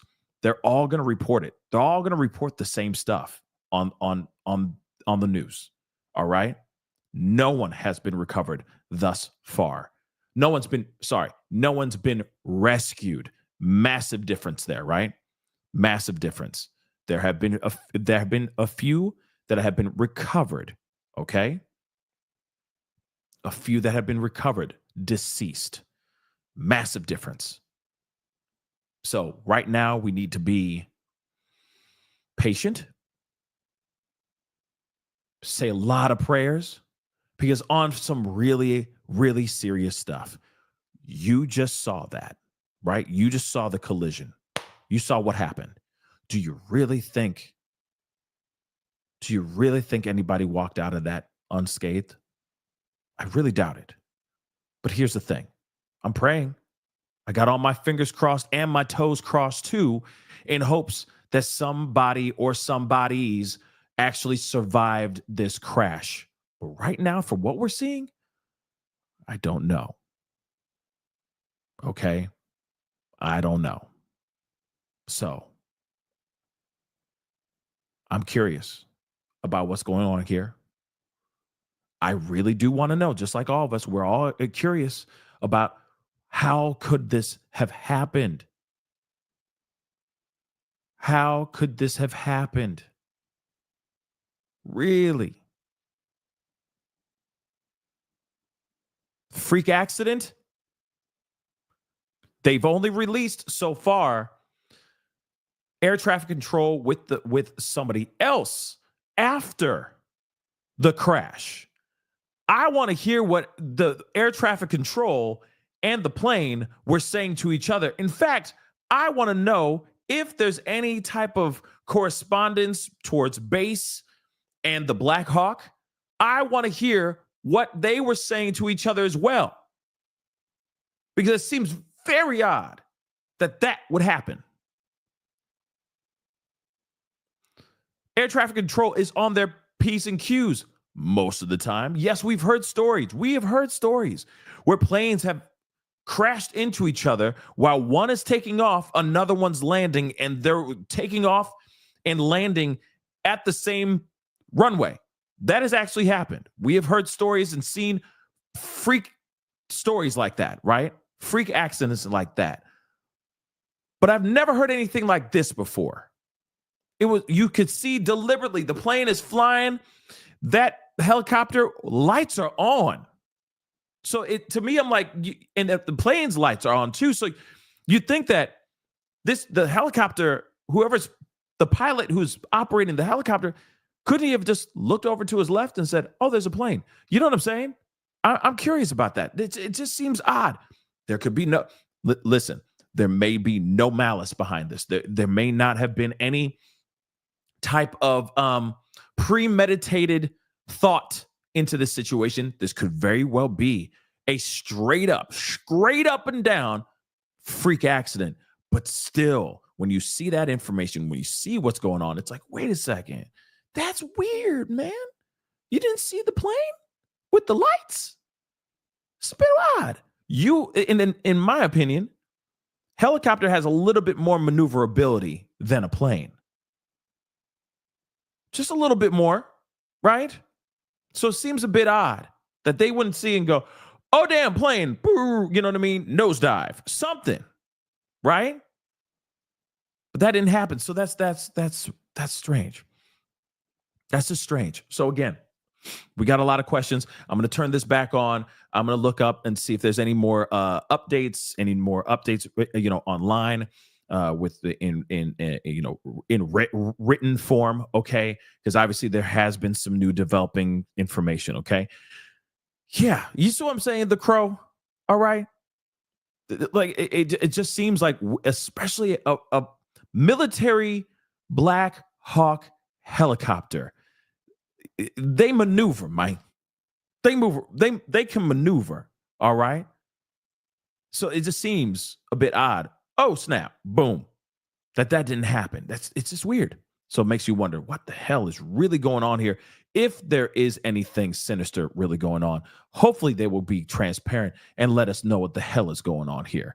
Real talk. But I'm going to play a little bit more of this. I'm going to look see if there's any more updates here really quick. Stand by with me, guys. Okay. Of course, I got a couple super chats here and a new member, or Mora. Okay. Thank you so much I think you're re-upping, but thank you so much. Welcome back to the family. And just like Mora, hit that join button down below. Become a member, okay? Louisa, thank you so much for your super sticker. Rachel, thank you so much for your super sticker. Both super stickers. Thank you so very much. Okay, thank you so very much. Then share the love. Prayers up. Thank you for reporting. Of course. This is my job. All right. And Big Girl for Life, thank you so much for the love. I appreciate it. The water's 40 degrees. Hypothermia sets in quick. Absolutely. So again, right now, I mean, any survivors out there, not only just from the crash, but then also being in this crazy cold weather, crazy cold water. Yeah, this is going to be a tough one. This is going to be very tough. But let's play a little bit more. I'm going to look at, there's some more information I'm looking for. Okay, we're going to be hopping through different news sources and all that in just a second. Stand by, guys. They're exceptionally difficult. All right. Former Navy helicopter pilot, commercial airline pilot, Jeff Huddleston, thank you so much for explaining this to us, giving us a little more perspective about what may have happened and just sort of breaking down what it's like when you're actually flying this plane into Reagan National. Thank you so much for joining us. Yes, ma'am. Let's go back to Adam Tuss, who is live at Reagan National Airport with any updates. Adam, what are you learning? Sean, I mean, our hearts are breaking from everything that's happening right now. I want to show you the response that is still out here tonight. This kind of response I have never seen at Reagan National Airport, or any airport for that matter. It tells you the severity of the situations as you see dozens and dozens of emergency personnel, first responders lined up right there. To give you some perspective, obviously it's dark right now. They're right against the Potomac River right there. They're up against it, doing everything they can. And as we swing down, you can start to see, we believe this is the area where potentially anyone who is rescued or recovered would be brought in. There's a pier down there at the end of Reagan National Airport. As so many people know around here, this area is pretty much, there's water all around this airport. So we believe right there is that area where there's a pier and we see fireboats out there on the water. And I want to swing down a little bit farther.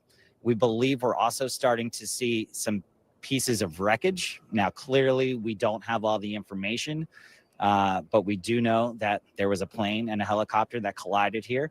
And we do believe that they are now starting to identify pieces of wreckage that are in the water and pulling that from the Potomac, or examining that as you can. But I also, guys, just for some context here, I want to show you how far down this entire area goes. Because if we swing down to the right, and you can see the emergency personnel that are all the way down there, which are basically by the Wilson Bridge. So we have an area that is essentially National Landing, Crystal City, to the airport, through Alexandria, all the way down to the Wilson Bridge. And this is the area that they continue to search through. We have helicopters still very much overhead and a very active situation here. So that sets the scene 2.5 hours here after this incident happened. And this is still extremely active here, and this is what's happening. You guys have talked so much with everyone who is talking about how busy this airport is. Obviously, in the reporting that we've done over the years, we've talked about basically there's one runway at Reagan National Airport, right? That's the main runway here. And so many planes take off and land from that one runway. But it doesn't appear that this plane was coming in on that main runway. It was coming in on the shorter runway. And if you've ever flown in or taken off from that runway, you know that it's pretty much a quick landing or a quick takeoff from that area. So you have to be very decisive and very quick getting through that area right now. We're going to continue to stay on top of this situation. I can tell you that many of the roads around this airport have been closed off. I myself. Of course, they're going to be shut off. Of course, all these roads are going to be shut off. Real talk. We got some updates real quick, though.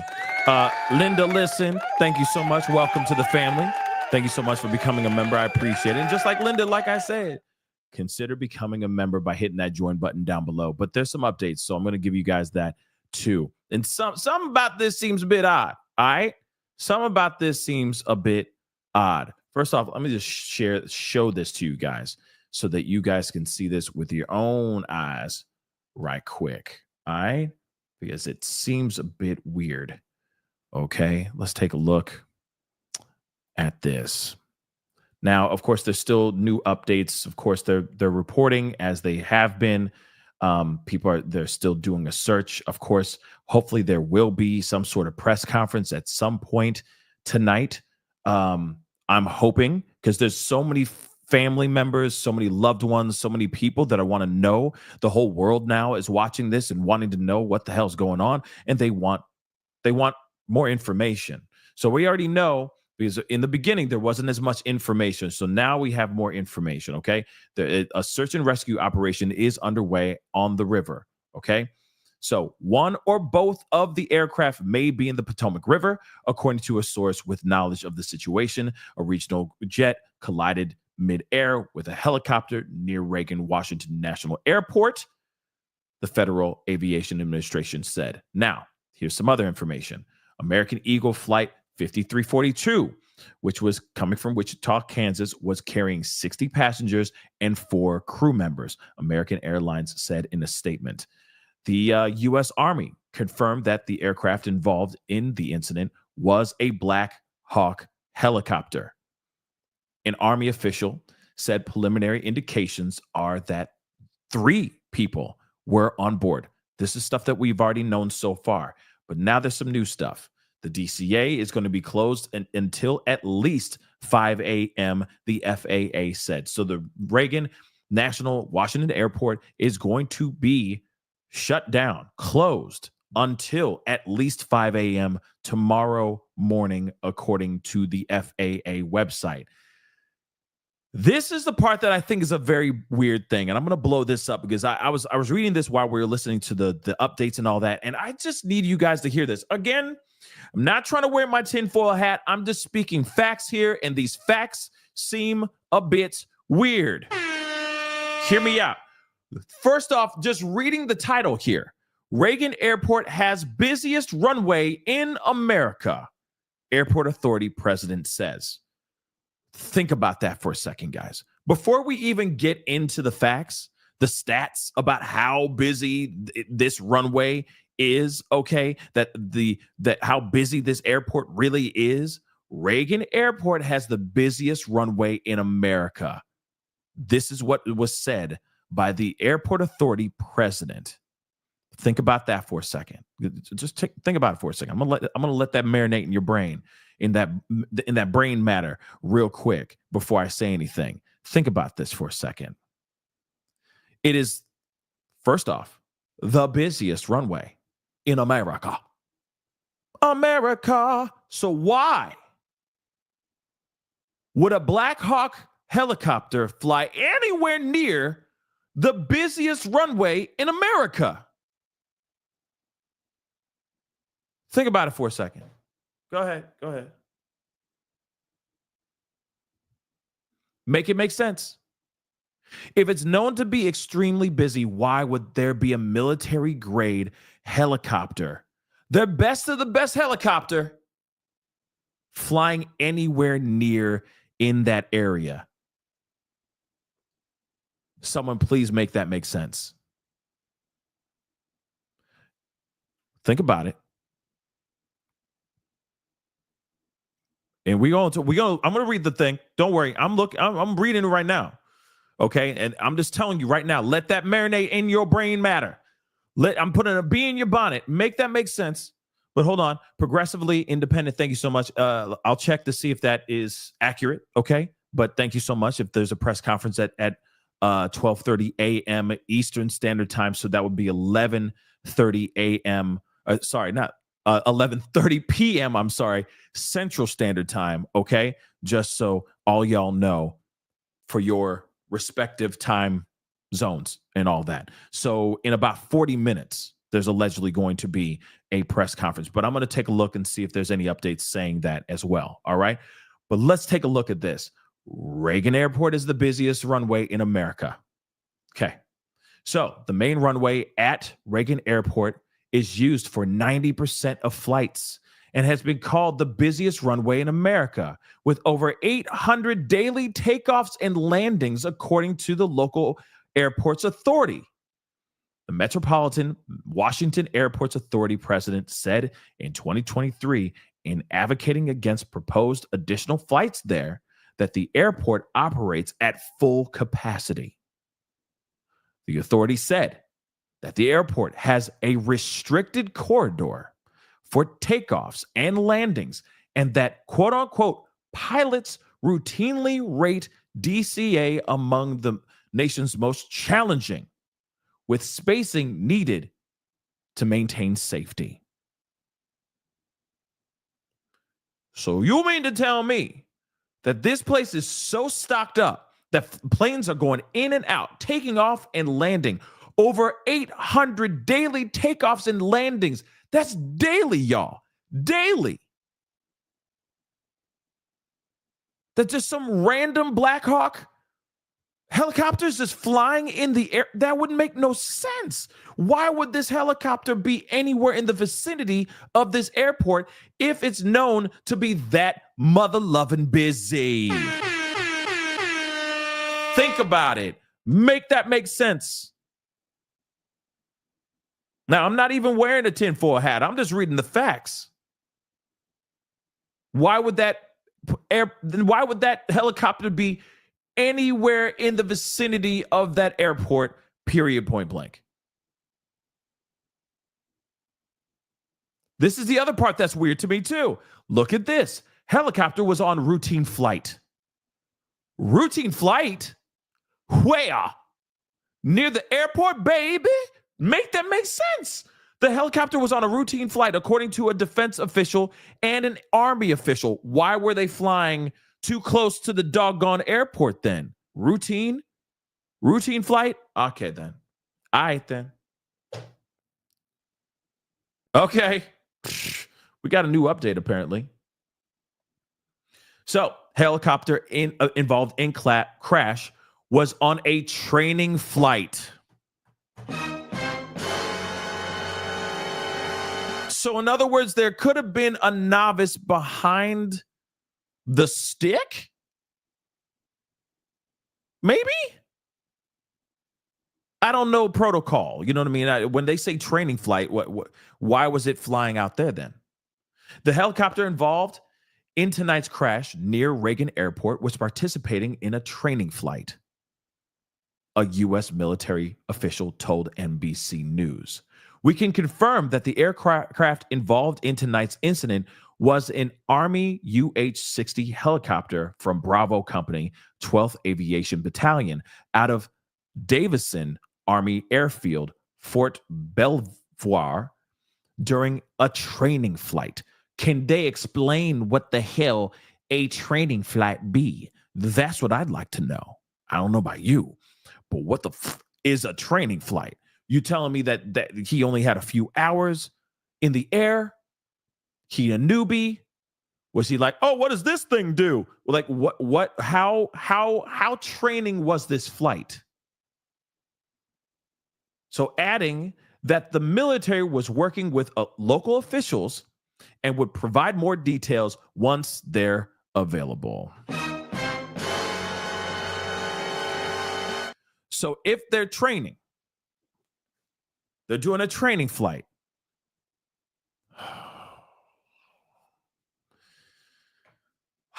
Okay.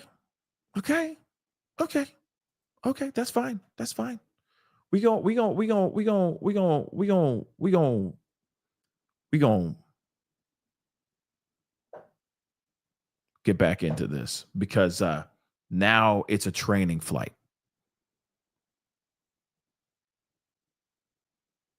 Like it's seriously like that.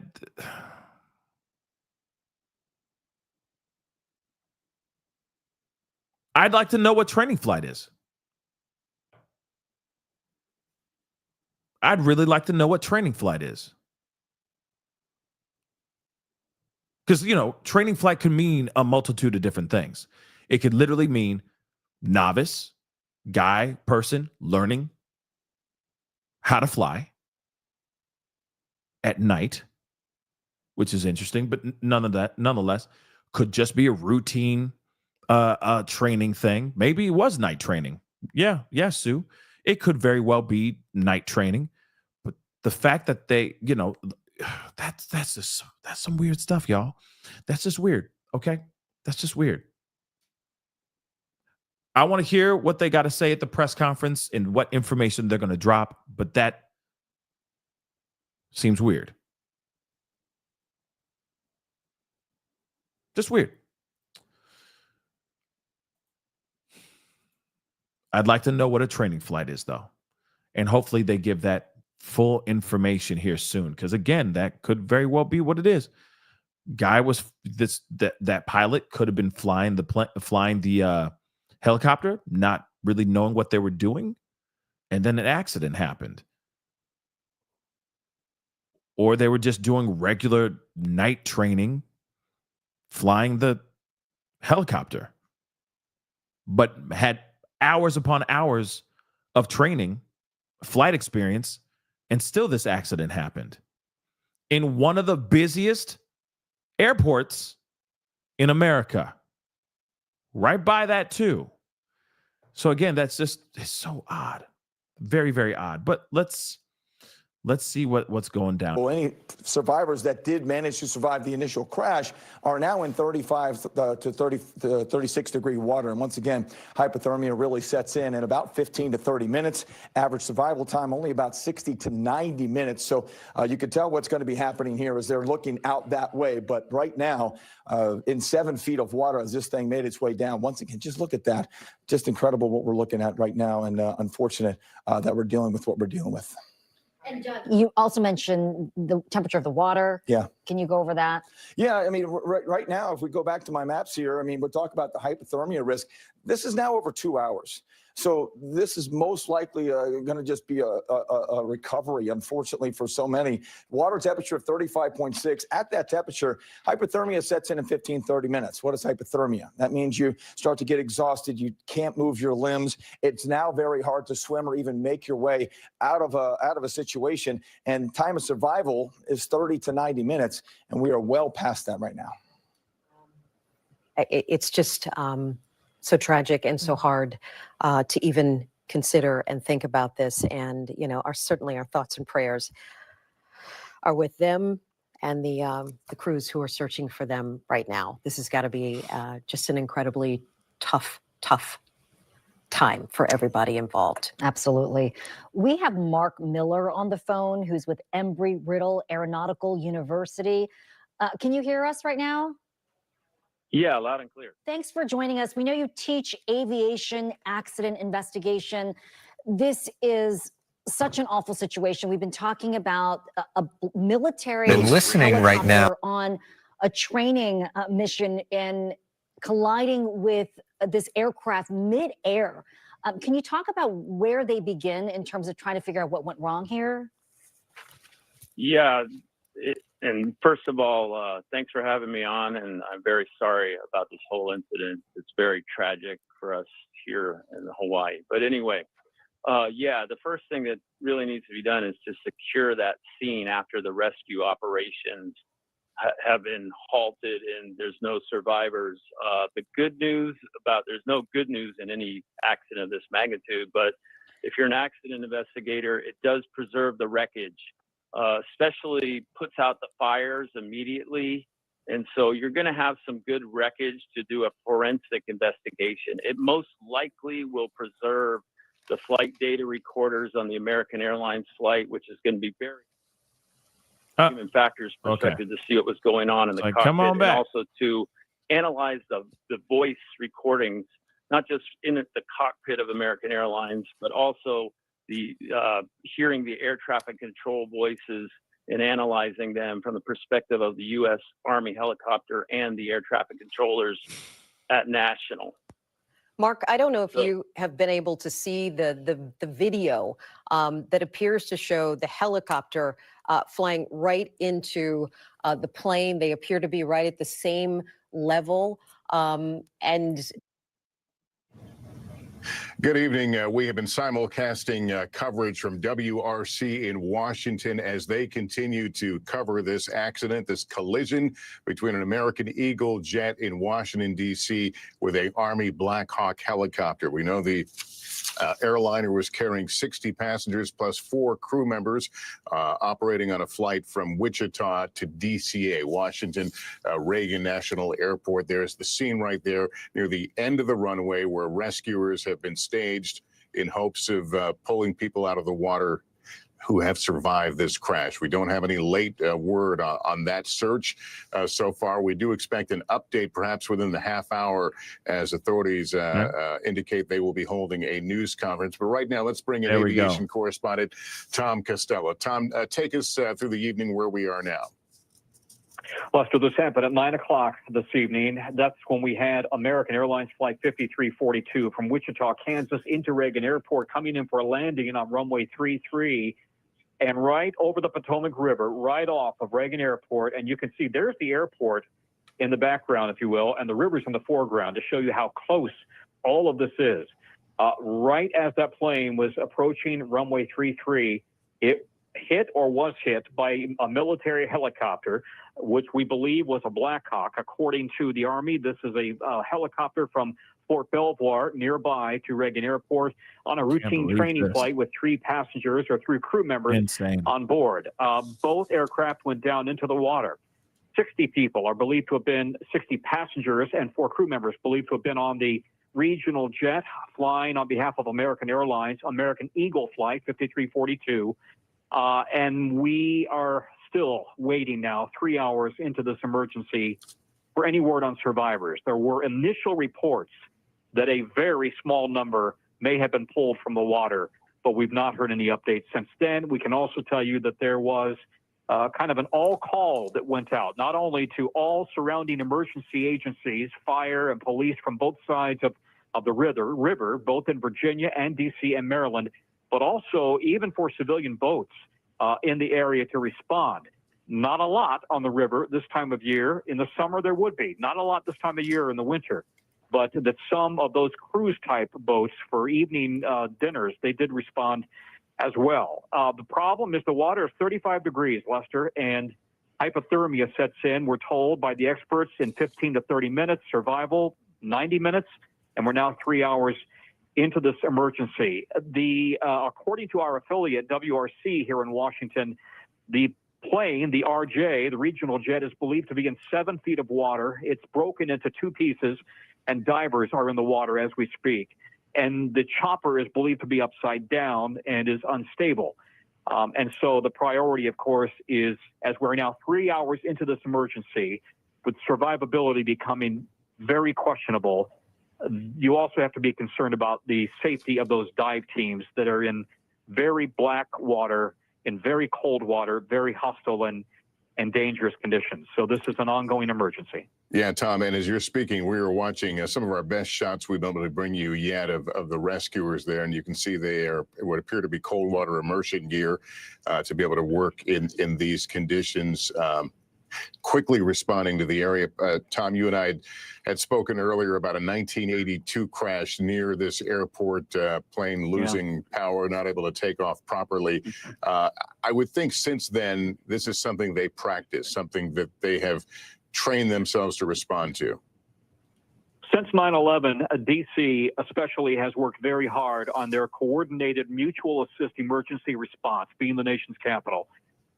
They have common tactical radio channels to work on. They constantly drill with each other, D.C. Fire and EMS, as well as across the river. You've got Arlington County, Alexandria, Fire and Rescue, Fairfax County, and then in Maryland, you've got Prince George's County and Montgomery County. All of them coordinate regularly on training and coordination. And it's because of not only 9/11 and the terror attack, but you mentioned 1982, the Air Florida crash, in which a plane taking off from at the time National Airport had not gotten enough de-icing fluid on its wings. It was snowing heavily. It was very bitterly cold. And that plane simply didn't have the lift, and it crashed into the 14th Street Bridge. 14 people died. That haunts Reagan Airport. That incident haunts the airport and the people who work here, despite the fact that it was 42 years ago. But it is one of the many high-profile accidents in this country that aviation has learned from, especially in terms of de-icing. De-icing is not an issue tonight. That's not what happened. The plane was very much airborne and was inbound for a normal landing when it collided, or it was hit by a military helicopter. It will take an NTSB and FAA investigation to determine how it happened, and if there was miscommunication, failure to communicate, air traffic control, their role in all of this. This is a very complicated investigation, but the priority at the moment is right there in front of you on the water. Absolutely. Tom, I'm going to tread carefully here, but you and I have done a lot of reporting on a troubling number of near collisions over the past several years. We've talked to officials of the FAA about this, their level of concern. They've held meetings with different groups. I mean, I'll stress we have no idea what caused this, but at the same time, I think it's easy to say this has been a real fear that we would see something like this. Well, it is. We have done extensive reporting on NBC Nightly News and the Today Show over the years about so-called runway incursions or close calls between aircraft that are literally on a runway, one taking off and one coming in, or maybe, one flying over the top of the other. It'll be interesting to see how the NTSB characterizes this, because you clearly had a plane that was approaching a runway. But we have had several close calls at Reagan Airport over the years. We've had planes that had to, divert at the last possible minute because of conflicting air traffic in front of them. Damn. We've had the tower call and tell pilots, abort, pull up, pull left, pull right. Some very dramatic moments. That's terrible. And I must say, I've been in Washington for 20 years covering aviation, and I've been all along worried about a repeat of that horrific crash in 1982, and worried about the helicopter traffic across the river there, which is from the Bowling Joint Base Anacostia Bowling Air Base, a military base right across the river. An awful lot of helicopter traffic is constantly moving up and down the Potomac River. It's military, it's Coast Guard, it's medevac, it's police, multiple police agencies with their own choppers. It's very, very, very busy airspace. And people are often surprised to hear that the busiest runway in America is not LaGuardia, it's not LAX, it's not JFK, it's Reagan Runway 1. Reagan's not the busiest airport. It has, however, the busiest runway. It is literally every minute a plane is taking off or landing on runway 1, which is the main runway that you see there running north-south. It's the longest runway. And runway 33 that you see there is to the right, the shorter runway. It's a very, very busy airspace. And not only do you need to be a controller at the top of your game to be a controller here, you don't come straight out of the academy generally and go to the Reagan Airport tower. But separately, pilots need to have special training and understanding to go in and out of here. Yeah, you got to be like the best of the best. No joke. You got to know what you're doing when you're flying here, from what I'm gathering here. There is a video that I do want us to see real quick before we continue on, before we check out this press conference that's going to be happening in about 20 minutes from now. There is something here that I do want to share, because apparently there is this. Okay, from Banfield. Banfield apparently got some audio. It's saying here, just so you guys can see this. Hold on. Oh, there's my mouse. It's saying here, listen, DC air traffic control before crash. So let's take a listen to this. This is allegedly audio. Maybe there's some correspondence right before the collision. So hopefully we can get some transparency of what the hell actually happened here. Let's find out. We're turning around some audio tape that we now have in our possession, and it is, let me just read to you what I have here.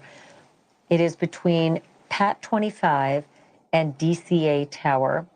It's the air traffic controllers who are apparently in conversations with the two aircraft as they are coming into this particular airspace. Obviously, Leland Vittert reported earlier to us that he learned that at the final approach, the American Airlines Flight 5342 was told to switch to a different runway, to runway 33. And the pilot said, we can do that.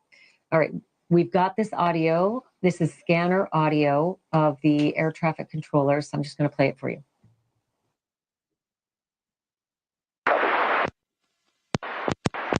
At-25, it's PRJ in flight. At-25, F1 is PRJ. This club has an aircraft in flight for separation. Separate.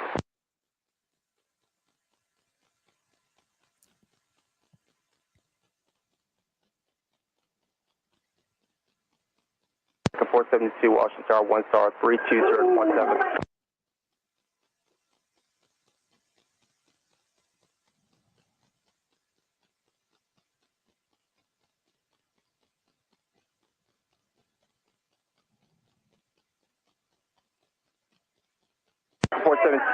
American 3130, go around turn left and 250, claim Anthony 3000.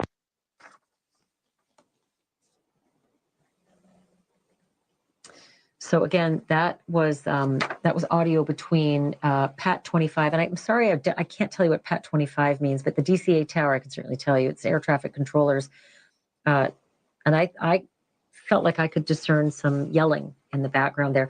Thanks for watching. Yeah, I'm gonna roll that back. Hold on, guys, because it sounded noisy for sure, but I don't know. You know what I mean?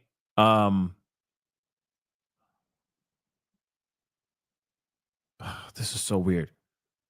Okay, remember we got like 16 minutes till the actual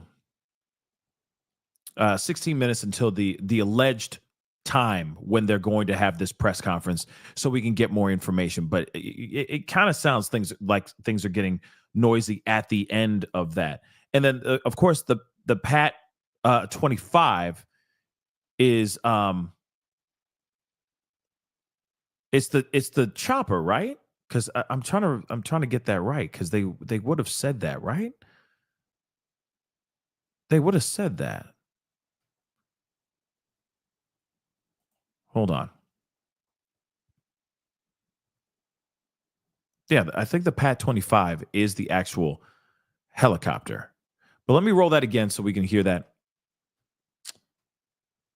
Because I feel like they would have said, inbound flight 5342, right? They would have, I think that's the flight. 5342. They would have said, oh, this is from 5342, but they said the Pat 25. So from my understanding, that is the actual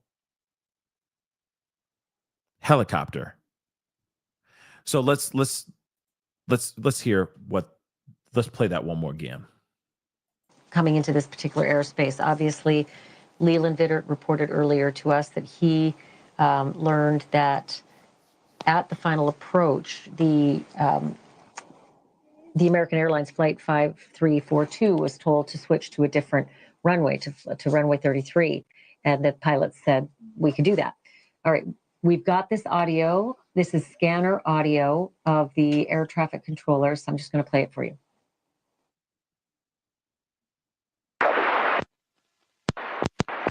S25, CRJ in flight. S25, Pascal is CRJ. This club has a aircraft in flight for separation. Separation.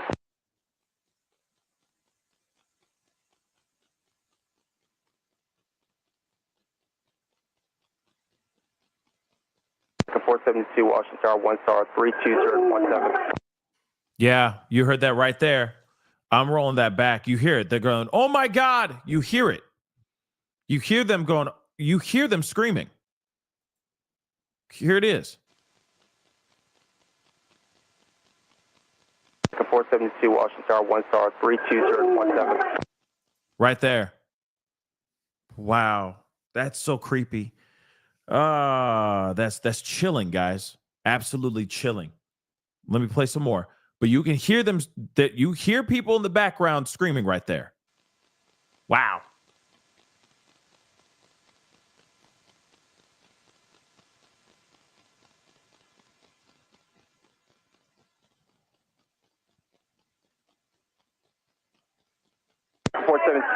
American 3130, go around, turn left and 250, claim maintain 3000.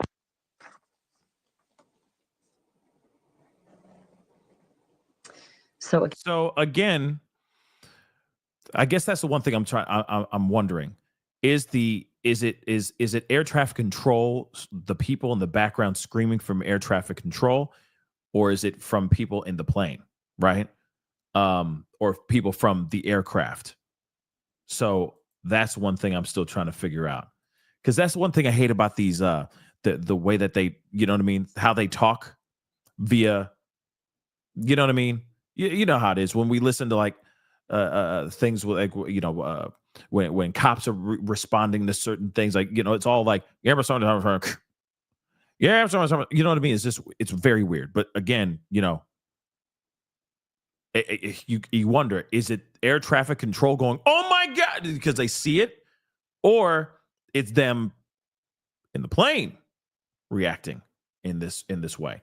Let me just roll that back, because it's this soundbite is very short. To runway 33, and the pilot said we could do that. All right, we've got this audio. This is scanner audio of the air traffic controller. So I'm just going to play it for you.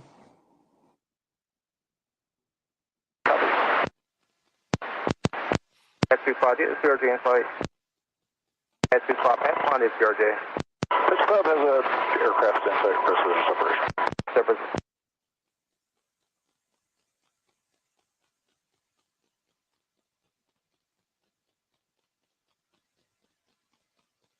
472 Washington Tower, 1 star, 32017.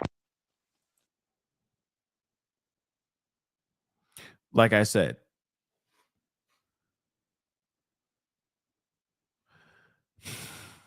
yeah, that it's still, no matter what, terrible. So that must have been air traffic control. Maybe they were seeing the collision happen right then and there, as that air traffic control was trying to speak to the airplane, and everybody saw the explosion. So yeah, that, you know, I don't know. It could be it's tough to tell. You know what I'm saying? Who is doing what, and so on and so on. So, you know, terrifying thoughts, or, you know, terrifying reality that we just saw, right? Whether you are on the aircraft or you are in air traffic control, seeing that with your own two eyes, I mean, that's a terrifying thought, for sure. A terrifying thought. Okay. But real quick, let me get some of these super chats really quick. Jelly Cats, thank you so much for the super sticker. I really do appreciate it. Thank you so much, Reality, for being a member for almost 2 years. Thank you so much. Much love and prayers. Absolutely. Thank you so much. Appreciate the support. Thank you. Connie, thank you so much. Yeah, prayers up all day long with the perp heart emoji. Absolutely. Share the love. Thank you so much. I feel like I can just hear the excuses being feathered in. Training flightly, training flighty, etc. Please. Yeah, I mean, I feel like we're going to be hearing some stuff here in just a minute. But again, you know, if this was a true muck up or a true mistake, there are going to be people being held accountable. Heads are definitely going to roll for this on both sides. It doesn't matter. Doesn't matter if the plane accidentally turned into the helicopter or the helicopter accidentally was in the path of the plane. People who are running air traffic control, like I said, there's going to be people that are going to lose their jobs solely because there needs to be someone that has to take the fall. There's got to be a scapegoat for this. Unfortunately, that's just how the game is. So it's going to be very interesting to see what happens here after everything, after they recover as many people as they can, if they're lucky to if they're even lucky to rescue people as well. But even after that, bang, there's going to be a lot going on here. But let me see if there's any updates. Looks like there's a few new updates. Let's take a look at these before. We got like 9 minutes until the press conference, okay? But law enforcement says American Airlines plane broke into two pieces. So the regional plane broke into two pieces. Law enforcement and emergency sources told NBC Washington the plane is in roughly 7 feet of water and the helicopter is upside down in water as well. Divers are in the water as well, all right? More at the airport, passengers work to rebook alternative flights. Of course, there's a lot of people. I'm sure everyone's trying to find another way to get out of DC to go back to their final destinations, right? To their respective destinations. So hours after the collision over the Potomac River, at least one terminal at Reagan National Airport is calm and quiet. Few people were seen. Some passengers were working to rebook flights for the morning. At the baggage claim carousel, a screen with a bright red banner declared emergency alert and noted that all flights were being halted. Customers were encouraged to check with their flight representatives outside the terminal. About 20 people lined up for cabs. So everybody going either back to their hotels or they taking their butts back home because obviously things are being shut down right now until at least tomorrow. Okay. Air traffic right of way at National Airport explained. Let's hear this. 60 passengers, 4 crew members on board this aircraft that went down. I want to go to Tom Costello, our aviation correspondent. Very busy airspace there. Explain who gets the right of way, if you will, in this area. Well, Peter made the point. Not only do you have incredible air traffic there going into and out of Reagan Airport, and even though Reagan Airport is not the busiest airport in the country, it has the busiest runway in the country, runway 1. That tells you how much air traffic comes in and out. Now, this plane was coming in to land on the shorter runway. It's now, we've heard this already, but I think it's good to hear this again, right? a regional jet coming in to land on runway 33. From the south, banking a little bit, left bank over the river, and then landing on runway 33. The video that appears to show this midair collision would appear to show the helicopter coming up from behind as this plane was on approach. And the question is going to be, was air traffic control, first of all, were they on the same radio frequency? Second of all, was air traffic control coordinating and aware of both aircraft? You want to watch the middle of the screen, not the plane taking off to the right. The middle of the screen shows that incredible collision. It appears that helicopter came up from behind. The question is going to be, was air traffic control coordinating? Did the pilots see each other? Did they have collision avoidance systems operating? There are an awful lot of outstanding questions. The focus right now is this rescue. Again, what's interesting about this is that they're saying that the plane came up from behind the helicopter. That's also interesting as well. Let's not forget that. That's very interesting. Okay? But they're saying the video appears to show the midair collision. Okay. And of course, they're saying that this helicopter shows the helicopter. Shows the helicopter coming up from behind as plane was on approach. Questions will be raised about air traffic control and communication, whether the pilots saw each other and had proper awareness.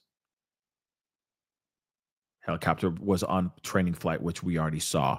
Here's some more information, though, we need to look at as well. Again, we're getting sources from everywhere right now, but this is also, we're getting it from the Fox News, CNN, NBC, everywhere, okay? And of course, there's still about 5 more minutes until this alleged press conference. And in fact, I'm going to put that up so that we have that in all of its glory, so you guys can see the footage while I give you guys some more updates revolving around everything. And I think this is also very important, okay? So what we know now, all right? A passenger aircraft carrying 64 people collided midair with a U.S. Army Black Hawk helicopter at that particular airport outside of Washington, D.C., as it approached the runway, according to the Federal Aviation Administration and defense officials. Fatalities have been confirmed, and rescuers have not yet pulled any survivors from the water.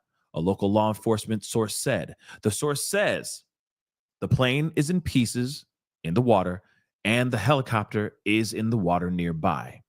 The plane, which we already know is American Airlines Flight 5342, with 60 passengers and 4 crew members on board, had departed from Wichita, Kansas, according to the airline. 3 soldiers were on board the aircraft, or the helicopter, which was on a training flight, officials say.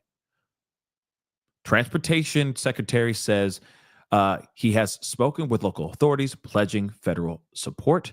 So that's good that, everyone's coming together to find out what the heck happened here. How did this happen and all that, right? Air traffic audio captures moments before, during, and after the collision. Air traffic controller audio obtained by CNN captures the moment the air traffic control operators asked the helicopter if the commercial flight operated by PSA Airlines is in sight. An air traffic controller said, Pat 25, do you have the CRJ in sight? The controller then said, Pat 25, pass behind the CRJ. The audio then captures audible gasps, including a loud "oh," like an "oh my," in the background, apparently from the tower. So we now know that too. It's from the tower at the moment of the crash. The tower then alerted another pilot of what has taken place. I don't know if you caught earlier what happened, but there was a collision on the approach end of 33. We are going to be shutting down operations for the indefinite future. If you want to go back to the gate, highly suggest you guys coordinate with the company. Let me know what you want to do. This is what the air traffic controller said, referencing to runway 33. The audio also revealed that another pilot had seen the incident and confirmed with an air traffic controller. Another pilot could be heard saying, "Yeah, we were on short final, and we saw flares from the opposite side of the Potomac." An approach controller later said, apparently both aircraft involved are in the river. A search and rescue will be ongoing. A number of aircraft made plans to divert to other airports following the incident, as flights at DCA were halted. So, just so you all know, those "oh my gosh," that gasping and that loud "oh my" in the background was from the air traffic controllers from the tower, okay, for sure. Of course, there still is going to be in about a minute or so, any minute now, there's going to be a press conference here very, very soon. Okay. Now, Nat A, I have yet to see anything about any bodies, any more bodies being recovered. Like I said, you know, maybe, maybe CBS is reporting that. Maybe they're saying it here too, on here, over here as well.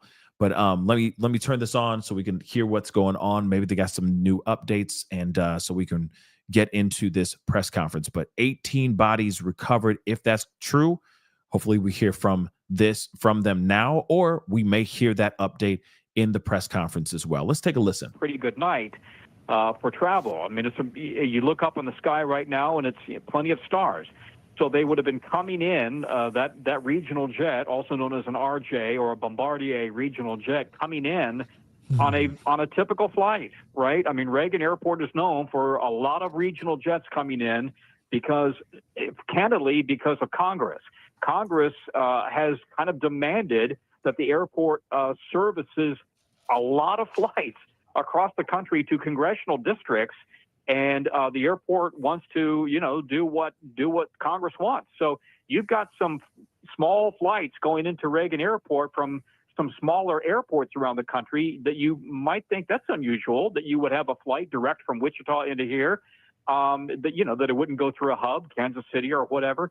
But that's the reason that this airport gets so many regional flights coming in. It's been mandated by Congress. And by the way, they now want to add even more flights into and out of Reagan Airport, and that's been something that Congress is pushing for. So this will probably be part of that conversation now that we've had what would appear to be a fatal crash here right off of the runway and in the river.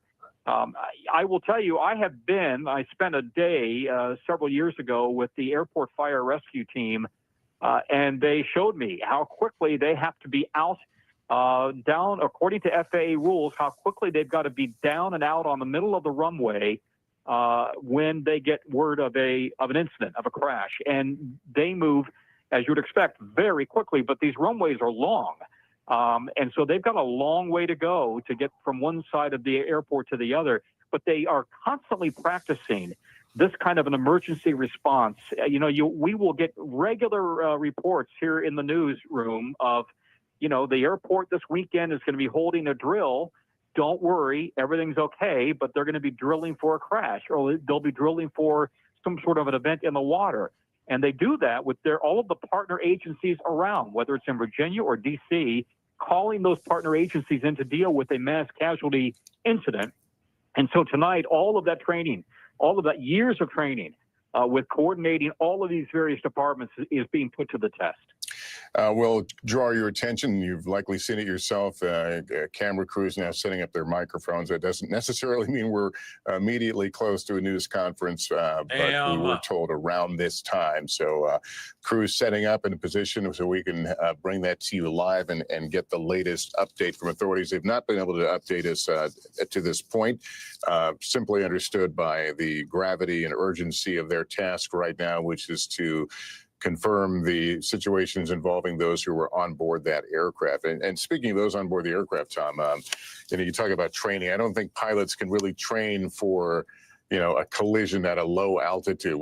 In this case, we don't know where the point of impact was, if it took out control surfaces, flaps and ailerons and that sort of thing.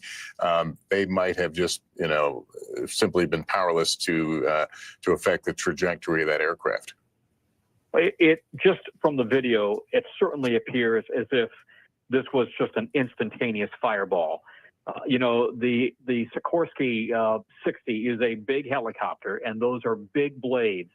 And if those blades ripped into the bottom of that plane, and of course tore into the fuel and the engines, it would have been, and it appeared to have been very, very quick indeed. I don't know that those pilots on board the regional jet could have done anything.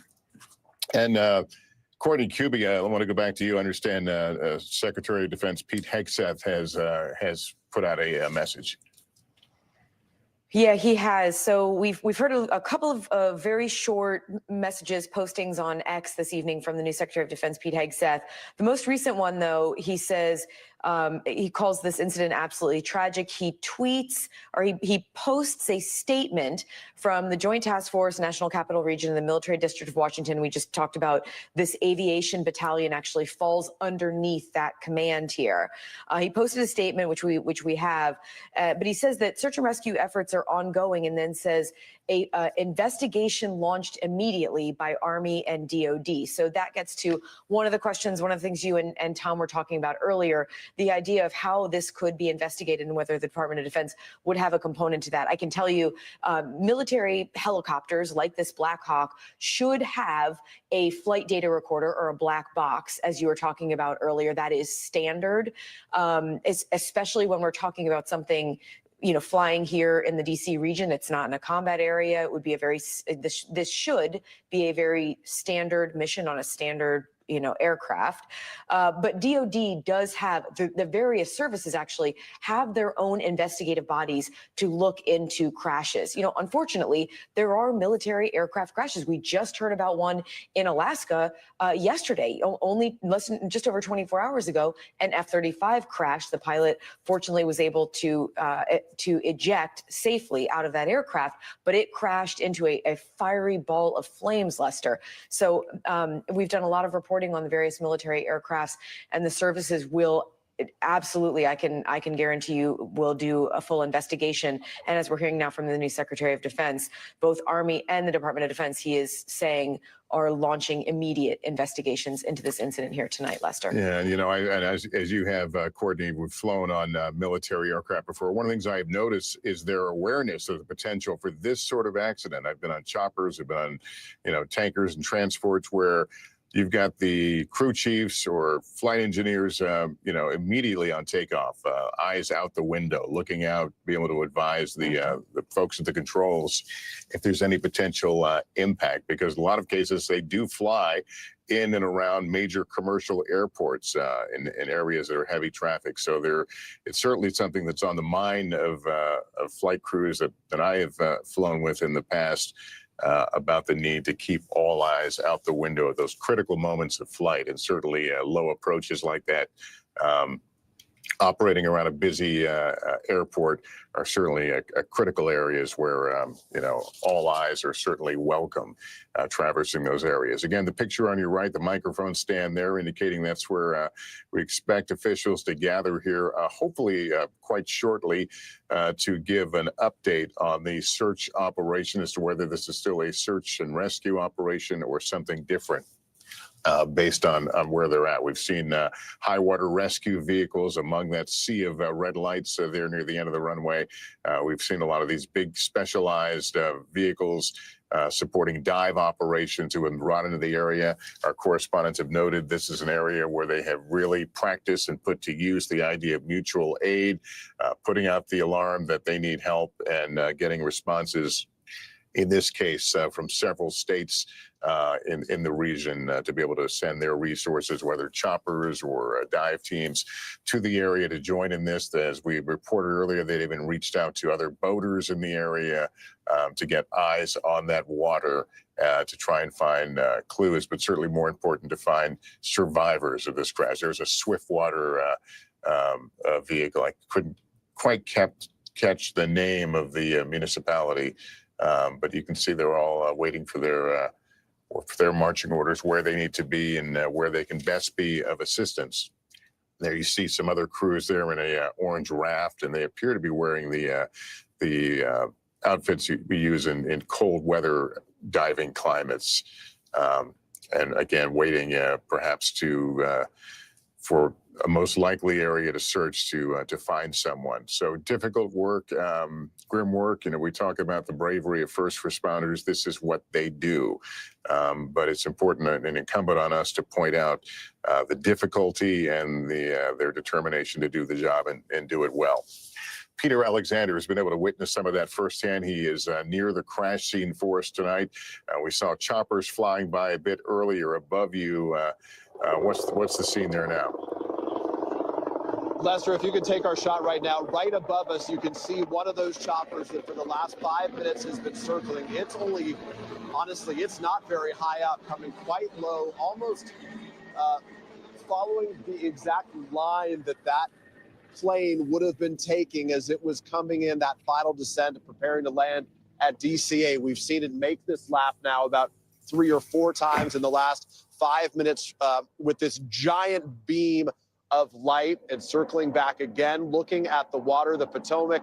To give you a sense, this is frigid cold water. At this hour, the temperature hovering right at about freezing. The water said to be about 35 degrees, which means hypothermia sets in very quickly right now. But again, it is going back and forth now at the lowest level that we have seen it over the course of the last several hours, trying to get the best eyes possible on the Potomac River for any debris field, any potential for any survivors in the water, to see whatever it can to help in this effort at this late hour. Now, what is it, 12:40 in the morning? We are almost 4 hours removed from when that plane crash took place, and there remains a sense of urgency that we can see those giant, here it comes again, circling back around. Now it has really sort of intensified that search area. It had been a much wider area before, but it's really focusing in, hovering over what is known as Joint Base Anacostia Bowling. That is only a short distance away from DCA Reagan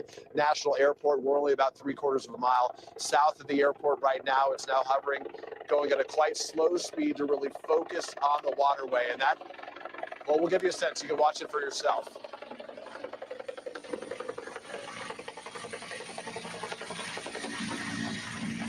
Lester, it's remarkable as we see the helicopter go by right now, because as black as it is, as pitch black as it is at this hour, it's really, without the lights on that helicopter, you would have the inability to see anything on the water here. The blessing for this effort is that only a matter of days ago, this water was iced over with a thick layer of ice. The temperatures in Washington, D.C., as many Americans likely saw on Inauguration Day, so cold that they forced the events that day to be moved inside. Fortunately, they have warmed up in recent days. Today, the temperature reaching into the mid to high 50s at points, which allowed for a bit of a thaw of that ice.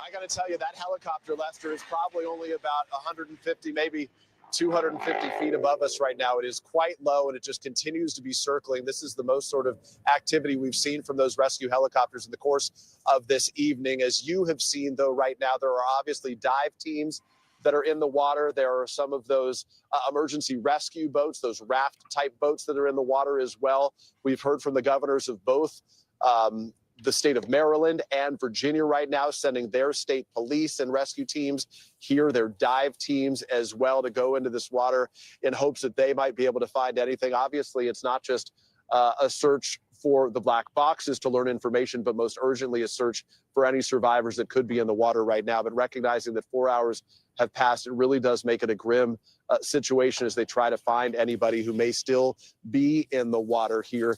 To give you a sense, though, of where we have seen most of the activity, again, it's directly across the Potomac River from me. For those who are sports fans, you may be familiar with the Washington Nationals baseball team. They play at what is known as Nats Park, and Nats Park is effectively where our camera is looking right now, across the way near what's known as the Frederick Douglass Bridge that connects two parts of Washington, D.C., connects to the Anacostia neighborhood from closer to the Washington Mall. And that's where we have seen a lot of activity. I've been speaking to colleagues who are on the ground as well from other journalistic outlets in this area who have been there, and they have seen some of the dive teams going into the water there. Again, we are all waiting for the news conference to take place in the course of the next few minutes, Lester, as we hope to get more information. But, you know, absent this one helicopter, it's silent out here. And this is, as you know, one of the most congested airspaces in America, often not at this hour. But when the helicopter is not circling here, it is really an eerie silence right now as this search and recovery effort, search and rescue effort, continues at this hour. Lester. Yeah, remarkable to watch that play out as that chopper works that grid again, trying to figure out what's been covered and what has not. We have not had any characterization in several hours of any casualties or people that may have been rescued from this scene. There were reports of 4 people earlier. We've heard nothing more on that. And obviously, you know, we are waiting, hopefully good news. We think here. regarding those who were on board that aircraft. It's actually 2 aircraft that went down here, the chopper and the American Eagle flight. They even heard the rumor about the 4 people, 4 survivors, but they still have not gotten any confirmation on that either. Of course, lots of other places are saying no survivors so far, which is something very interesting. Of course, I'm seeing on CBS saying that they have recovered at least 18 bodies as of around 11:30 p.m. Eastern Standard Time. The officials said no survivors have been found so far. Still to this day, they're saying that, or still at this moment, they're saying that, unless, like I said, they have this press conference and they may sing a different tune here in just a little bit. But still, right now, no survivors so far. 18 bodies have been recovered. At least this is what CBS is saying, right? Because I have yet to see that on any other platform. Right. I looked over it on CNN. I've looked at NBC, all of them that are doing like written articles giving updates, constant live updates. None of them have said anything about recovering 18 bodies. So again, we're hearing it from one place, but I'd like to hear it from this press conference as well. Because if there were 4 people that survived and they are actually retrieved, they were rescued, the fantastic news. But I also want to hear it from the press conference as well, right? I think that's crucial. So we get our facts straight, because that's what's so frustrating about this. Everybody and their mama, especially in the news game too, they all want to get they want to be the first to drop the info, right? We got this exclusive and it's this, and this, and only to find out that it's not true at all, or it's not accurate at all. So we got to wait for this press conference.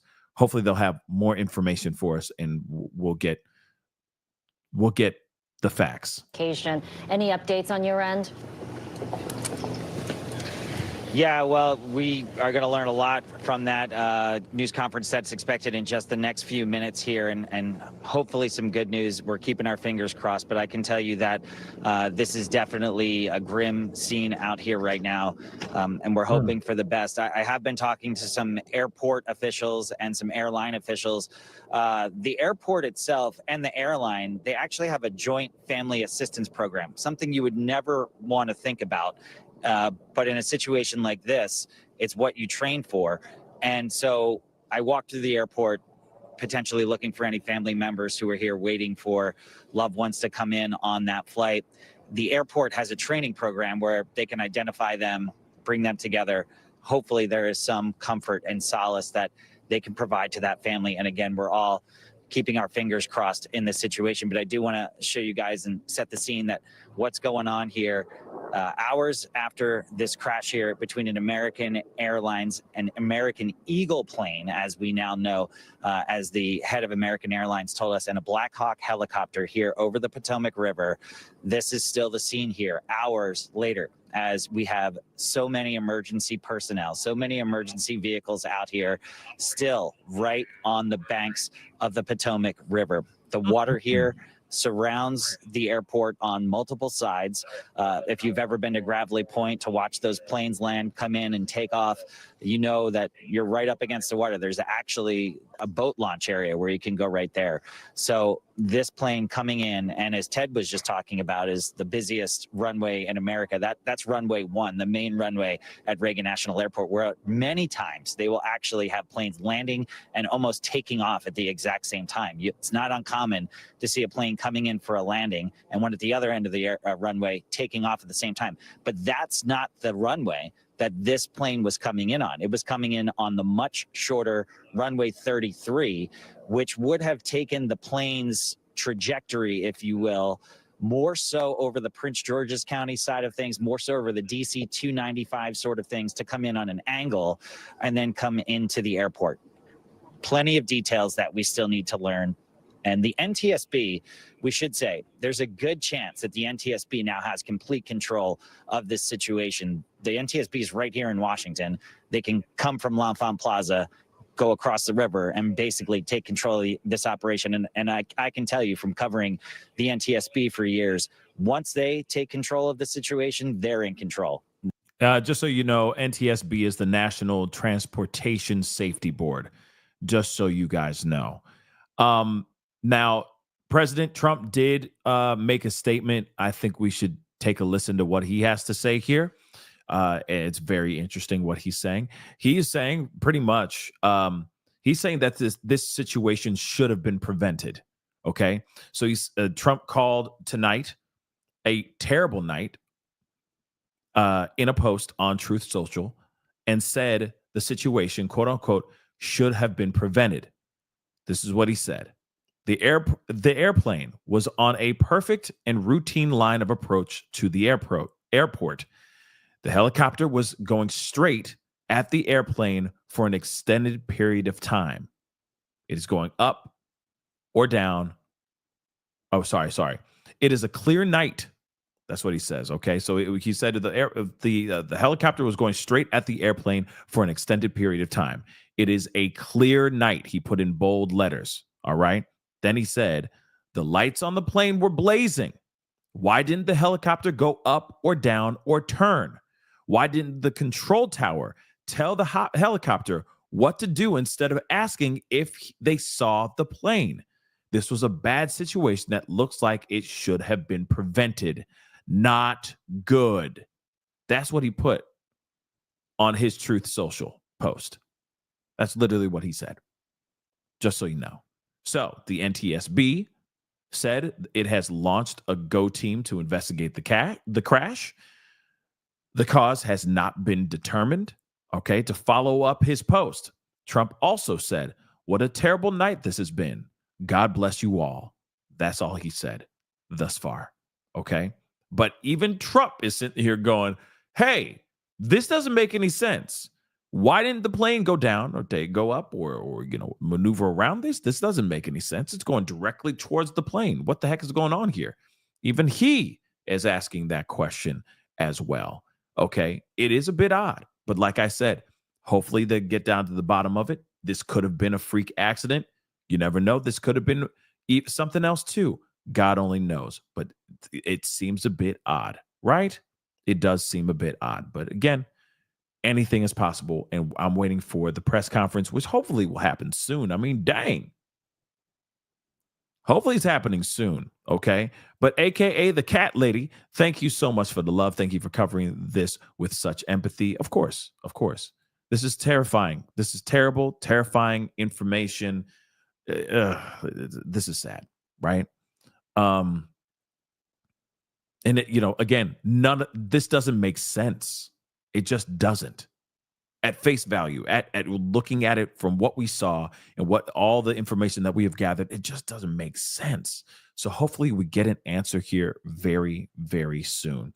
Let's hear what they got to say now. The search mission, that airplane is in about 7 feet of water. You can hear that helicopter directly above us right now, the search helicopter. But the airplane rests in about 7 feet of water, according to multiple sources.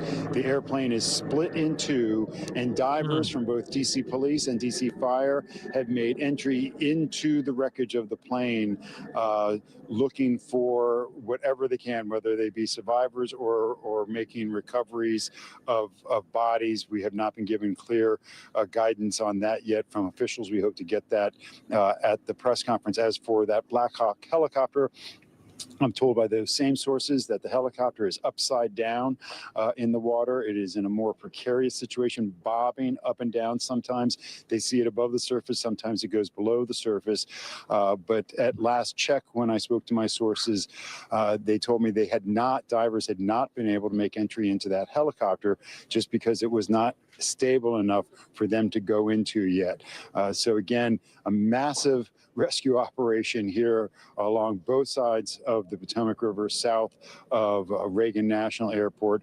But in just the last few minutes, the search from the air, at least, has shifted its focus from the shoreline along Joint Base Anacostia Bowling to the shoreline here. I'm Hallie Jackson in Washington. We're There we go. taken out of that news conference that's Here we happening go, at Reagan guys. National Airport, led by Washington's Mayor Muriel Bowser. Let's listen in.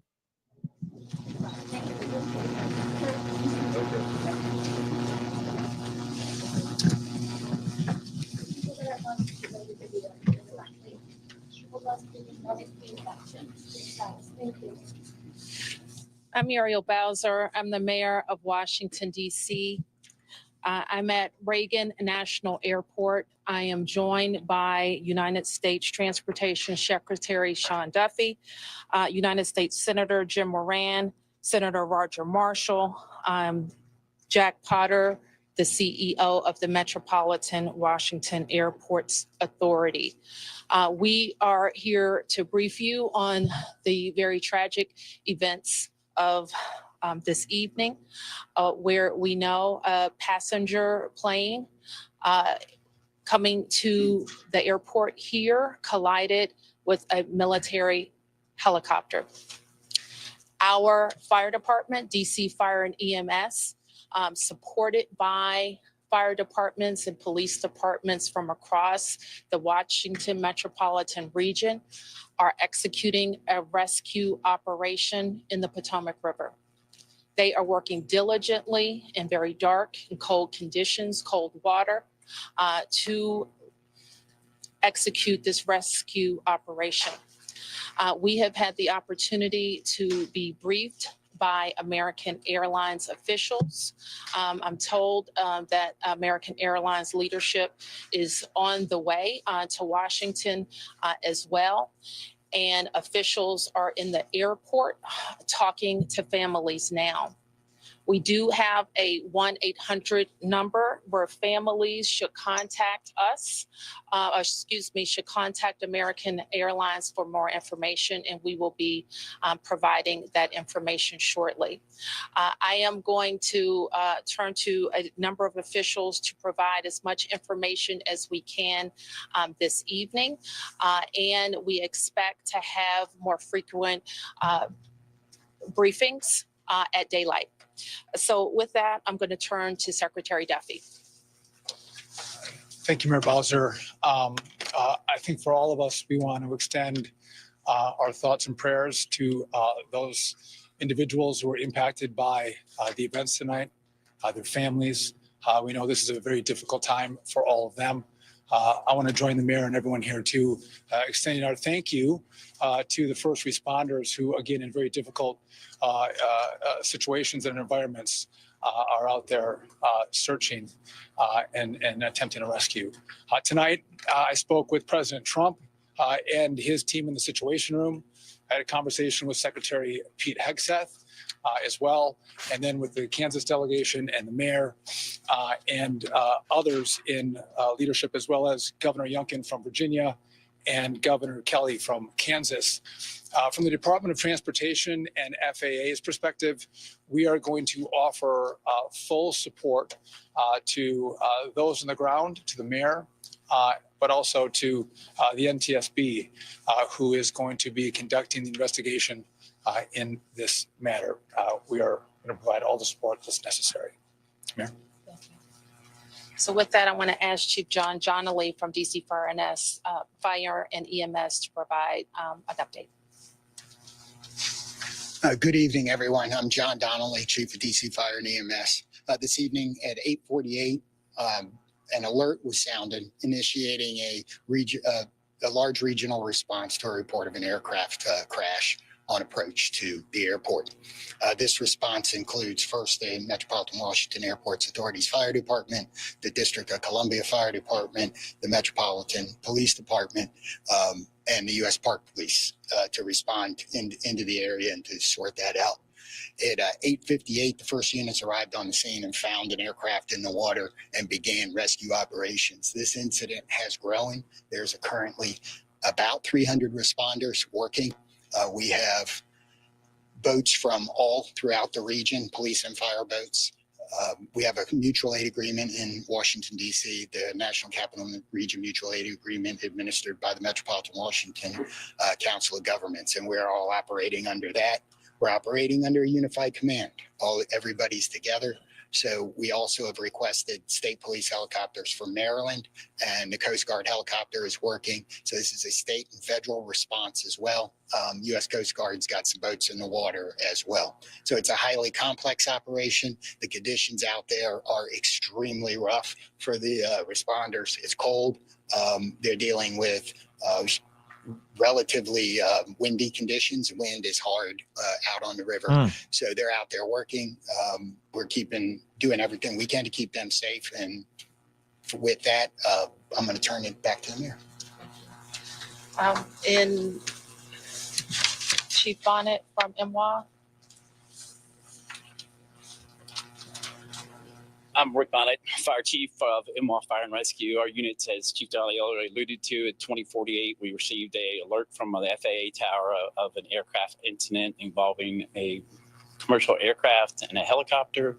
Our units immediately responded and deployed 3 boats and immediately called for mutual aid resources. Again, as Chief Donnelly said, it's an active operation that's going to last many hours as we continue to work through recovery efforts and rescue operations. This will be ongoing for quite a while.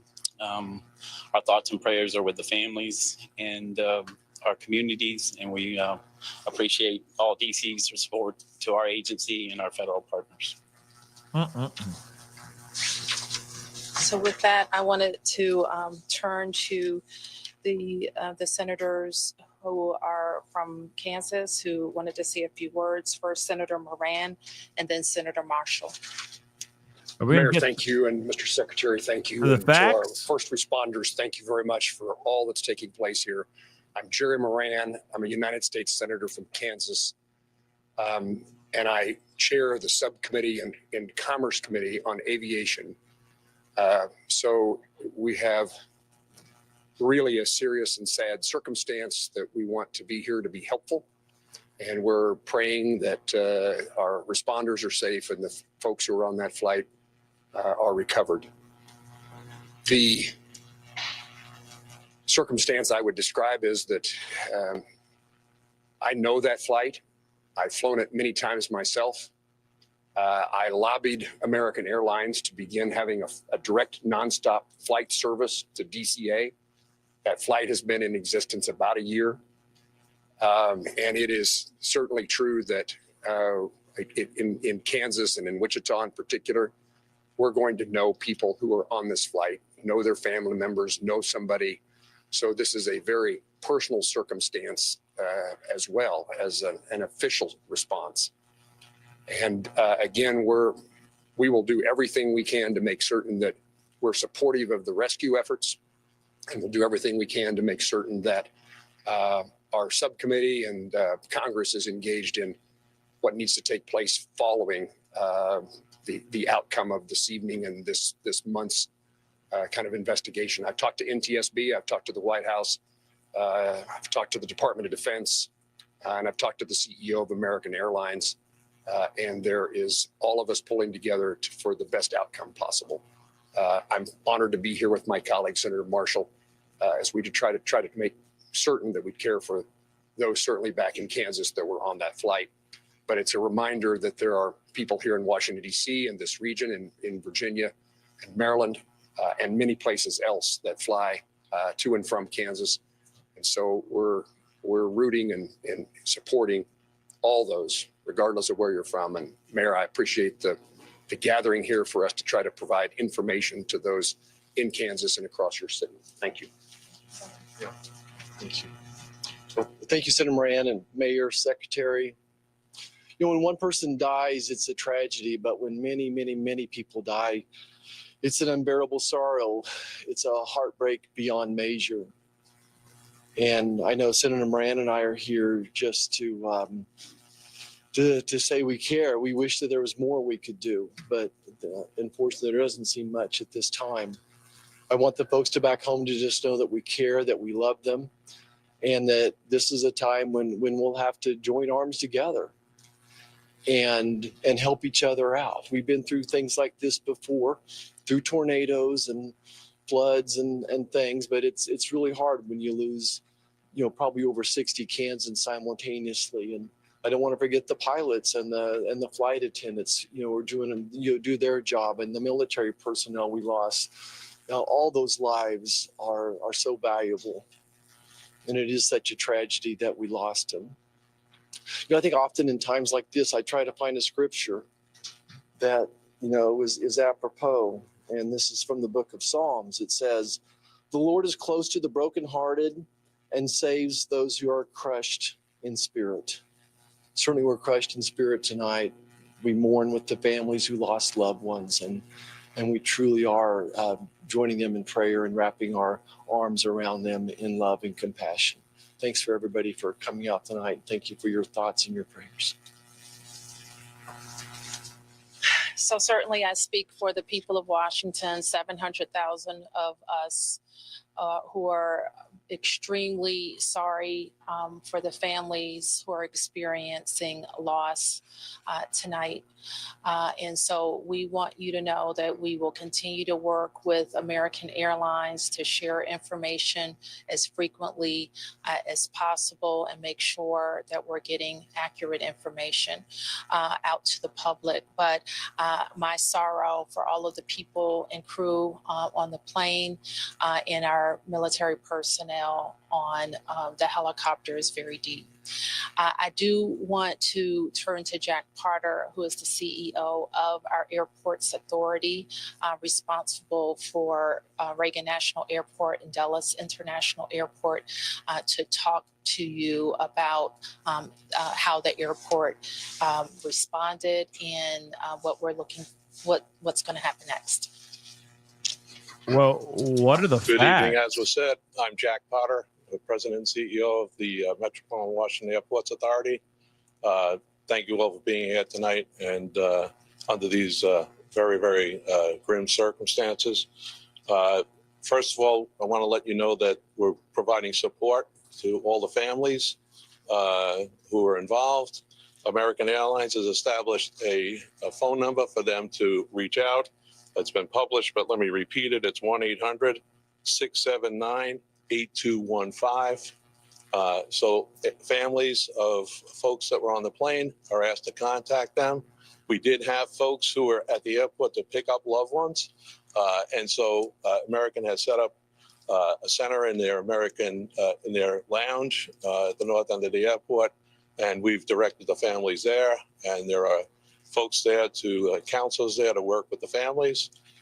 We did have aircraft that were in the air. They were diverted to Dulles Airport, some 19 aircraft. We had personnel, United and others had personnel. We want to thank WMATA for extending their hours on the Metro to make sure that those folks were accommodated.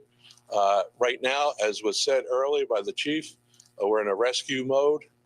We will continue in that rescue mode. I want to thank all of the mutual aid responders, all the counties, the district, folks from Maryland and Virginia.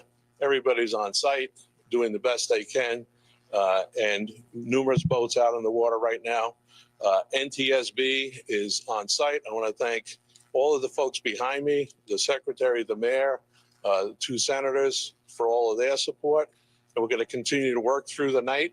I do want to make an announcement. People are, concerned about what's going to happen in the morning. Reagan National Airport will be closed until 11 o'clock. That's when the first flights will take off. But we're going to continue to do our best and work through this situation over the course of the night. And we hope to have more news as it develops. But for right now, it's a very difficult situation out there with the cold. It's very dark, but there are numerous boats out there. There are dive teams out there. So again, we'll continue to work this situation, and I'll turn it back to the mayor. Thank you very much. Thanks for that update. And you've heard that in the National Capital Region, the district, of course, is Washington, D.C. is at the center, but we are a close region. We have heard from the governors of Maryland and Virginia, the mayor of the city of Baltimore, all who have sent us personnel to help in the rescue operations. Last thing I'll note is just to our local viewership, and just please let our first responders do their work. Try to let our vehicles get to scenes and through scenes. We don't want anybody else to get hurt because of moving vehicles, okay? So we will be able to take a few questions. There's not a lot that we can say. We won't be able to say anything about an investigation. As you know, once fire and EMS completes the rescue operation, then the investigation goes over to the National Transportation Safety Board. And I'm sure the Safety Board, NTSB, will provide information about when they will be briefing about an investigation. So we'll take a few. Yes. Can you confirm that both aircraft are in the water, and perhaps Chief Dudley can explain what's involved in conducting an operation like this using drones?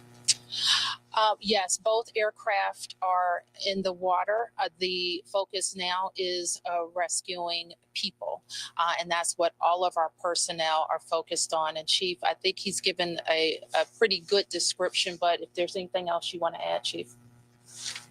I would just say that the boats are out doing searches. We have divers on both aircraft, and they're searching the aircraft at this point. Right. Yes. Have any survivors been found, and how many bodies have been recovered? All we can confirm tonight is the number of people on each aircraft, 64 Wow. people on the American Airlines plane and 3 people on the military helicopter. And we can't provide any more information about recovery efforts. You don't talk about loss of That's ridiculous.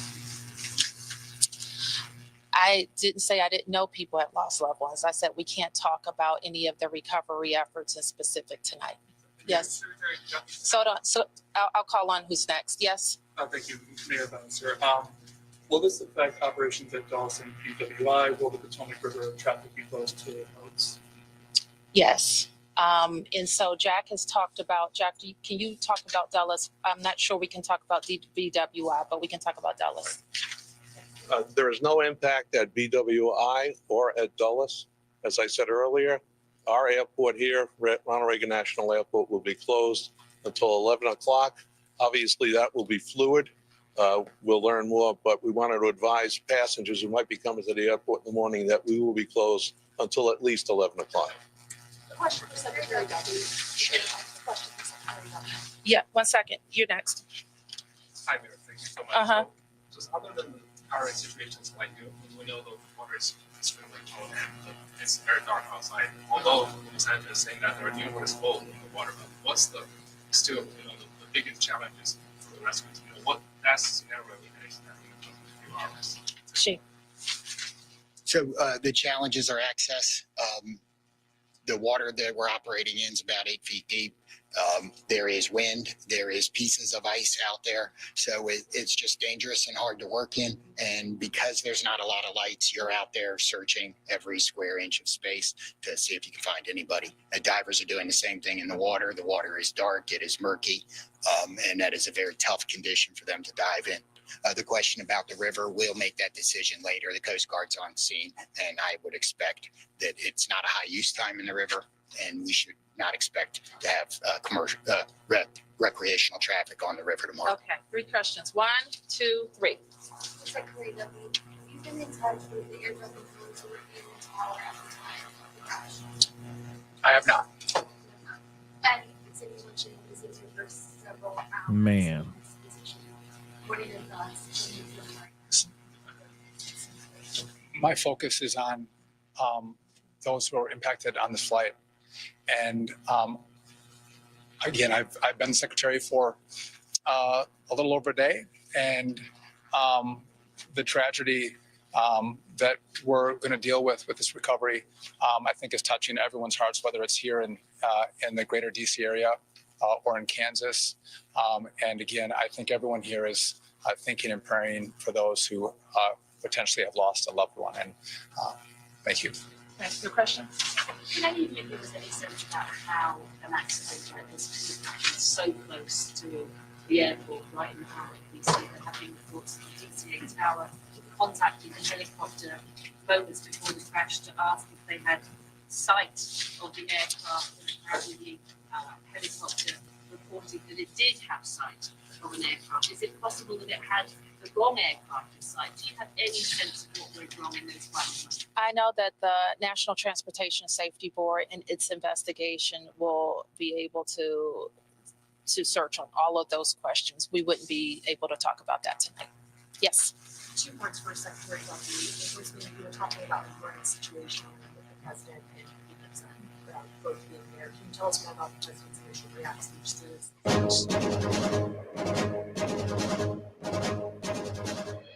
Okay. So I don't know why they cut out like that, but okay. Yeah. Okay.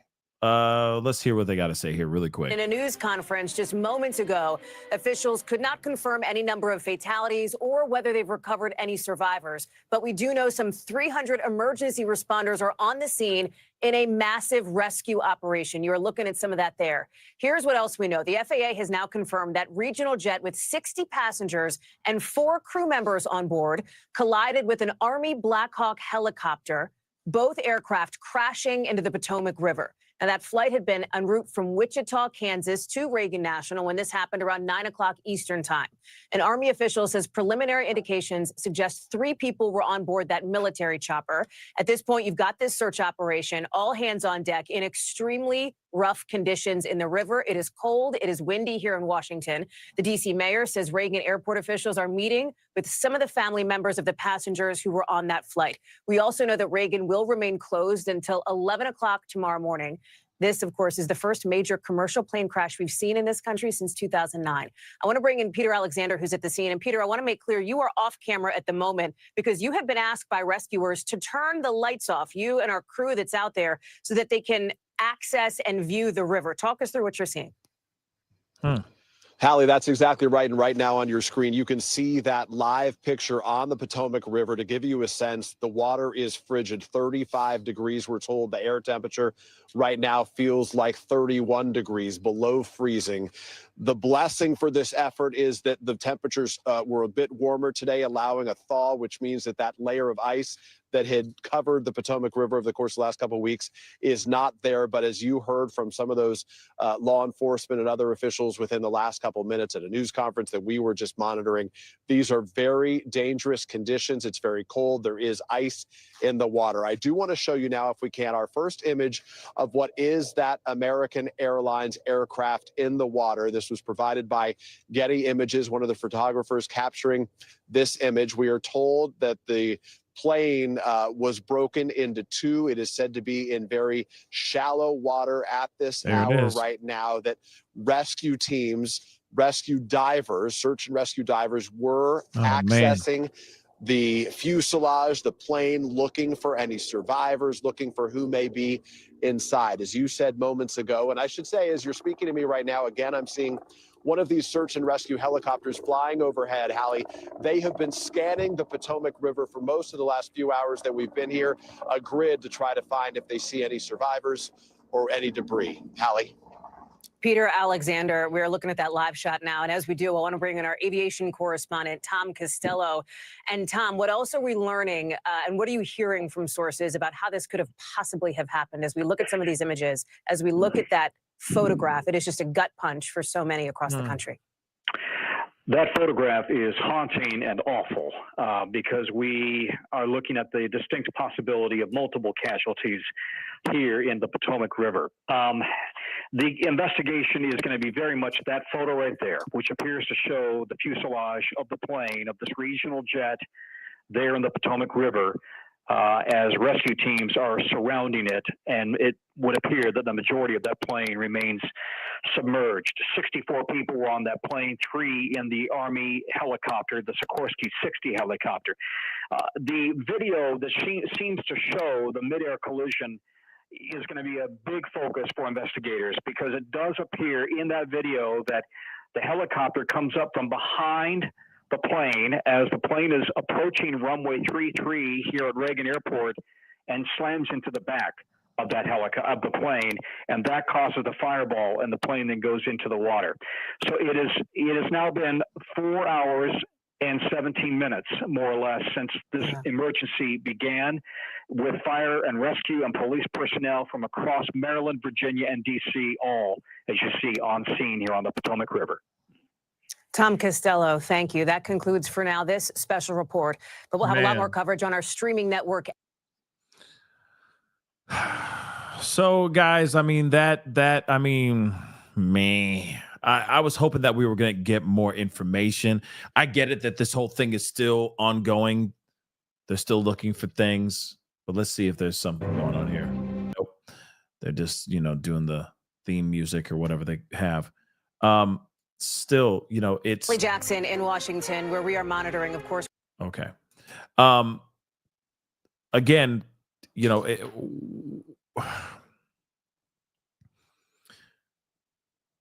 a bunch of responders, first responders are out there trying to find everyone. Over 300 responders are out there, which I commend all of them. Real talk. I really do. The other thing is that you have 64 people on that plane. 64 souls were on that plane. You have 3 individuals as well, 3 souls that were actually in the helicopter during this collision. Now they're trying to find everything that they can find. And now, I mean, let's be real. I'm sorry to say this. At this point, if they haven't found, and like I said, anything's possible. Miracles do happen. But the possibility of them actually finding these individuals alive is minimal now. If they haven't found anybody yet, that's the thing. You got to remember that, like, because of the conditions of the weather, the water, let's not forget too the collision in the air. Just saying, okay? Thank you, adorable baby's gender reveals. I appreciate you. Thank you so much for coming over here and checking out the show. All right, and getting your info here. I appreciate that. It really does mean the world to me. But again, they still haven't answered anything. They didn't answer anything. They didn't say, like, okay, we have recovered 18 bodies, or we have recovered no bodies. We have recovered 4 survivors. They haven't said anything of that sort. And that is the frustrating part about this whole thing, right? But they will say, hopefully by tomorrow morning, there will be some sort of answers and more clarity. That's what I'm hoping for. But I do commend the 300 responders, the 300 plus responders that are out there. I'm hoping some survivors are in here. I really do. But I don't know. They didn't say anything, guys. And sometimes, and I'll just show this still for you guys too. But sometimes by them not saying something, that's not good. Because they didn't have anything. They didn't even have anything positive to say. They just said, our hearts go out to everybody. And then they're like, we can't give you guys anything right now. What? So tomorrow morning, there will most likely be another press conference, because these guys aren't going to sleep tonight. They out there. They're going to be working all night into the wee hours of the morning, trying to find people, trying to rescue them, trying to recover them. And of course, a whole big investigation is now underway on trying to understand exactly what happened here and why it went down the way it went down. Was it truly a training flight that was happening with the military? Was there something else going on here? Was it a plane in the wrong area where the helicopter was? I think a lot of us are trying to figure that all out. And of course, as soon as we don't have answers, even myself, I want to throw the tinfoil hat on too, right? Because again, I think we all can agree that it just doesn't make sense, especially with the information that we've learned from all these reports and all these live updates that we've been seeing on various media sites and from the news themselves live. So again, I sit here and I say, hey, something about this seems a bit weird. But at the same time, it's because we don't have all the information yet, right? When we get more information, hopefully things will make more sense. But hopefully they give us some answers very soon. Because again, you give a person an inch, especially when it comes to stuff like this, you give a person an inch, they take it all the way to alien invasion. So they take it straight to the tinfoil hat. And we got to be careful with that. So hopefully we find out more information. But again, CBS is saying that 18 bodies were recovered. We're hearing other things about survivors being found. We haven't heard any confirmation of that yet. They wouldn't even give us that at the press conference. That's insane, guys. Absolutely insane. But again, guys, we will find out more information tomorrow. There's going to be a press conference. You know for a fact, if I know about the press conference, because sometimes these press conferences kind of sneak up on you. If I know about this press conference, we will be watching it live together as a family. I mean, obviously, this is a huge deal. This is a huge tragedy. And I'm praying to God that there are some serious miracles. I'm praying so much that miracles are just divvied out for this particular situation, and we do find some survivors, but we have not gotten that confirmed yet. So we'll see what happens here. I'm telling you right now, I'm going to say it. If they got at least one survivor, you don't think they would have said something by now? I feel like they would have said something, guys. I feel like they would have. Hey, we do have 2 survivors. We're still looking, but we have rescued 2 individuals. You know, for a fact, some people would be like, yeah, woo, you know what I mean? Do the Ric Flair, woo, you know what I mean? But they didn't say that. So in my personal opinion, whoever they've gotten was a recovery. But I'm still praying. Anything's possible. Anything is possible. My hearts and prayers go out to the families and friends and every person, the whole nation, the whole world that is deeply, deeply touched, deeply affected by what happened here, because this could have happened anywhere. This could have happened anywhere, guys. So my prayers, my condolences, my positive energy, my healing energy all goes out to every single person out there with this situation. It's a scary thought. It's a very scary thought. There's a lot of theory and rumors that are running around about the people that were actually on the plane, but I don't know about that yet. I'm going to wait till we actually have more information revolving around that, because there's rumors that are flying like crazy left and right about this. And if it is true, then that's extremely tragic. But we don't have any confirmation on that yet. Okay. But I'm praying for a little glimmer of hope in such a dark situation. But anyway, guys, that is the show. I appreciate all y'all for being here. Real talk. Thank you so much. I appreciate you guys for being here. Seriously. Real quick, share the love. Let's just say what it is. Recovering the family members.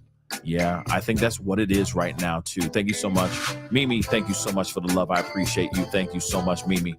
But yeah, I kind of feel like that, too. Okay. Yeah, I just truly think this is just a recovery mission for everything. But miracles do happen. So I'll wait. But anyway, guys, I appreciate all y'all for being here on this late show. But this was breaking and this is a big deal. So thank you so much for being here with me. Hit that like button down below, please. And thank you. Hit that reaction button if you're watching on other platforms. If you are watching on those other platforms like Facebook, X/Twitter, Instagram, TikTok, Rumble, please make sure you hit that follow button. Subscribe here on my main channel. Subscribe. Your boy's working hard out here in these streets on this channel and on my second channel, The Pascal Show Clips. Make sure you're subscribed over there as well, because there's a lot of things I'm covering over there that I'm not covering over here and vice versa. So please be sure to subscribe to both channels. Hit that join button down below. Become a member, like some of you guys have become members again, I guess. I appreciate you. Welcome back to the family. All right. But for those of y'all who want to support, hit that join button down below. Check out my Patreon. Check out my locals. And of course, do not forget, check out PascalMerch.com. We got some really great stuff, especially during these cold times. I guarantee you're going to find something you're going to love over there. All right. Anyway, guys, it is time to get going. Much love to you guys. Have a safe and wonderful rest of your night. And I'll see you guys in the morning. Be good to yourselves. Be good to one another. We'll talk soon. This is the Pascal Show. Bye.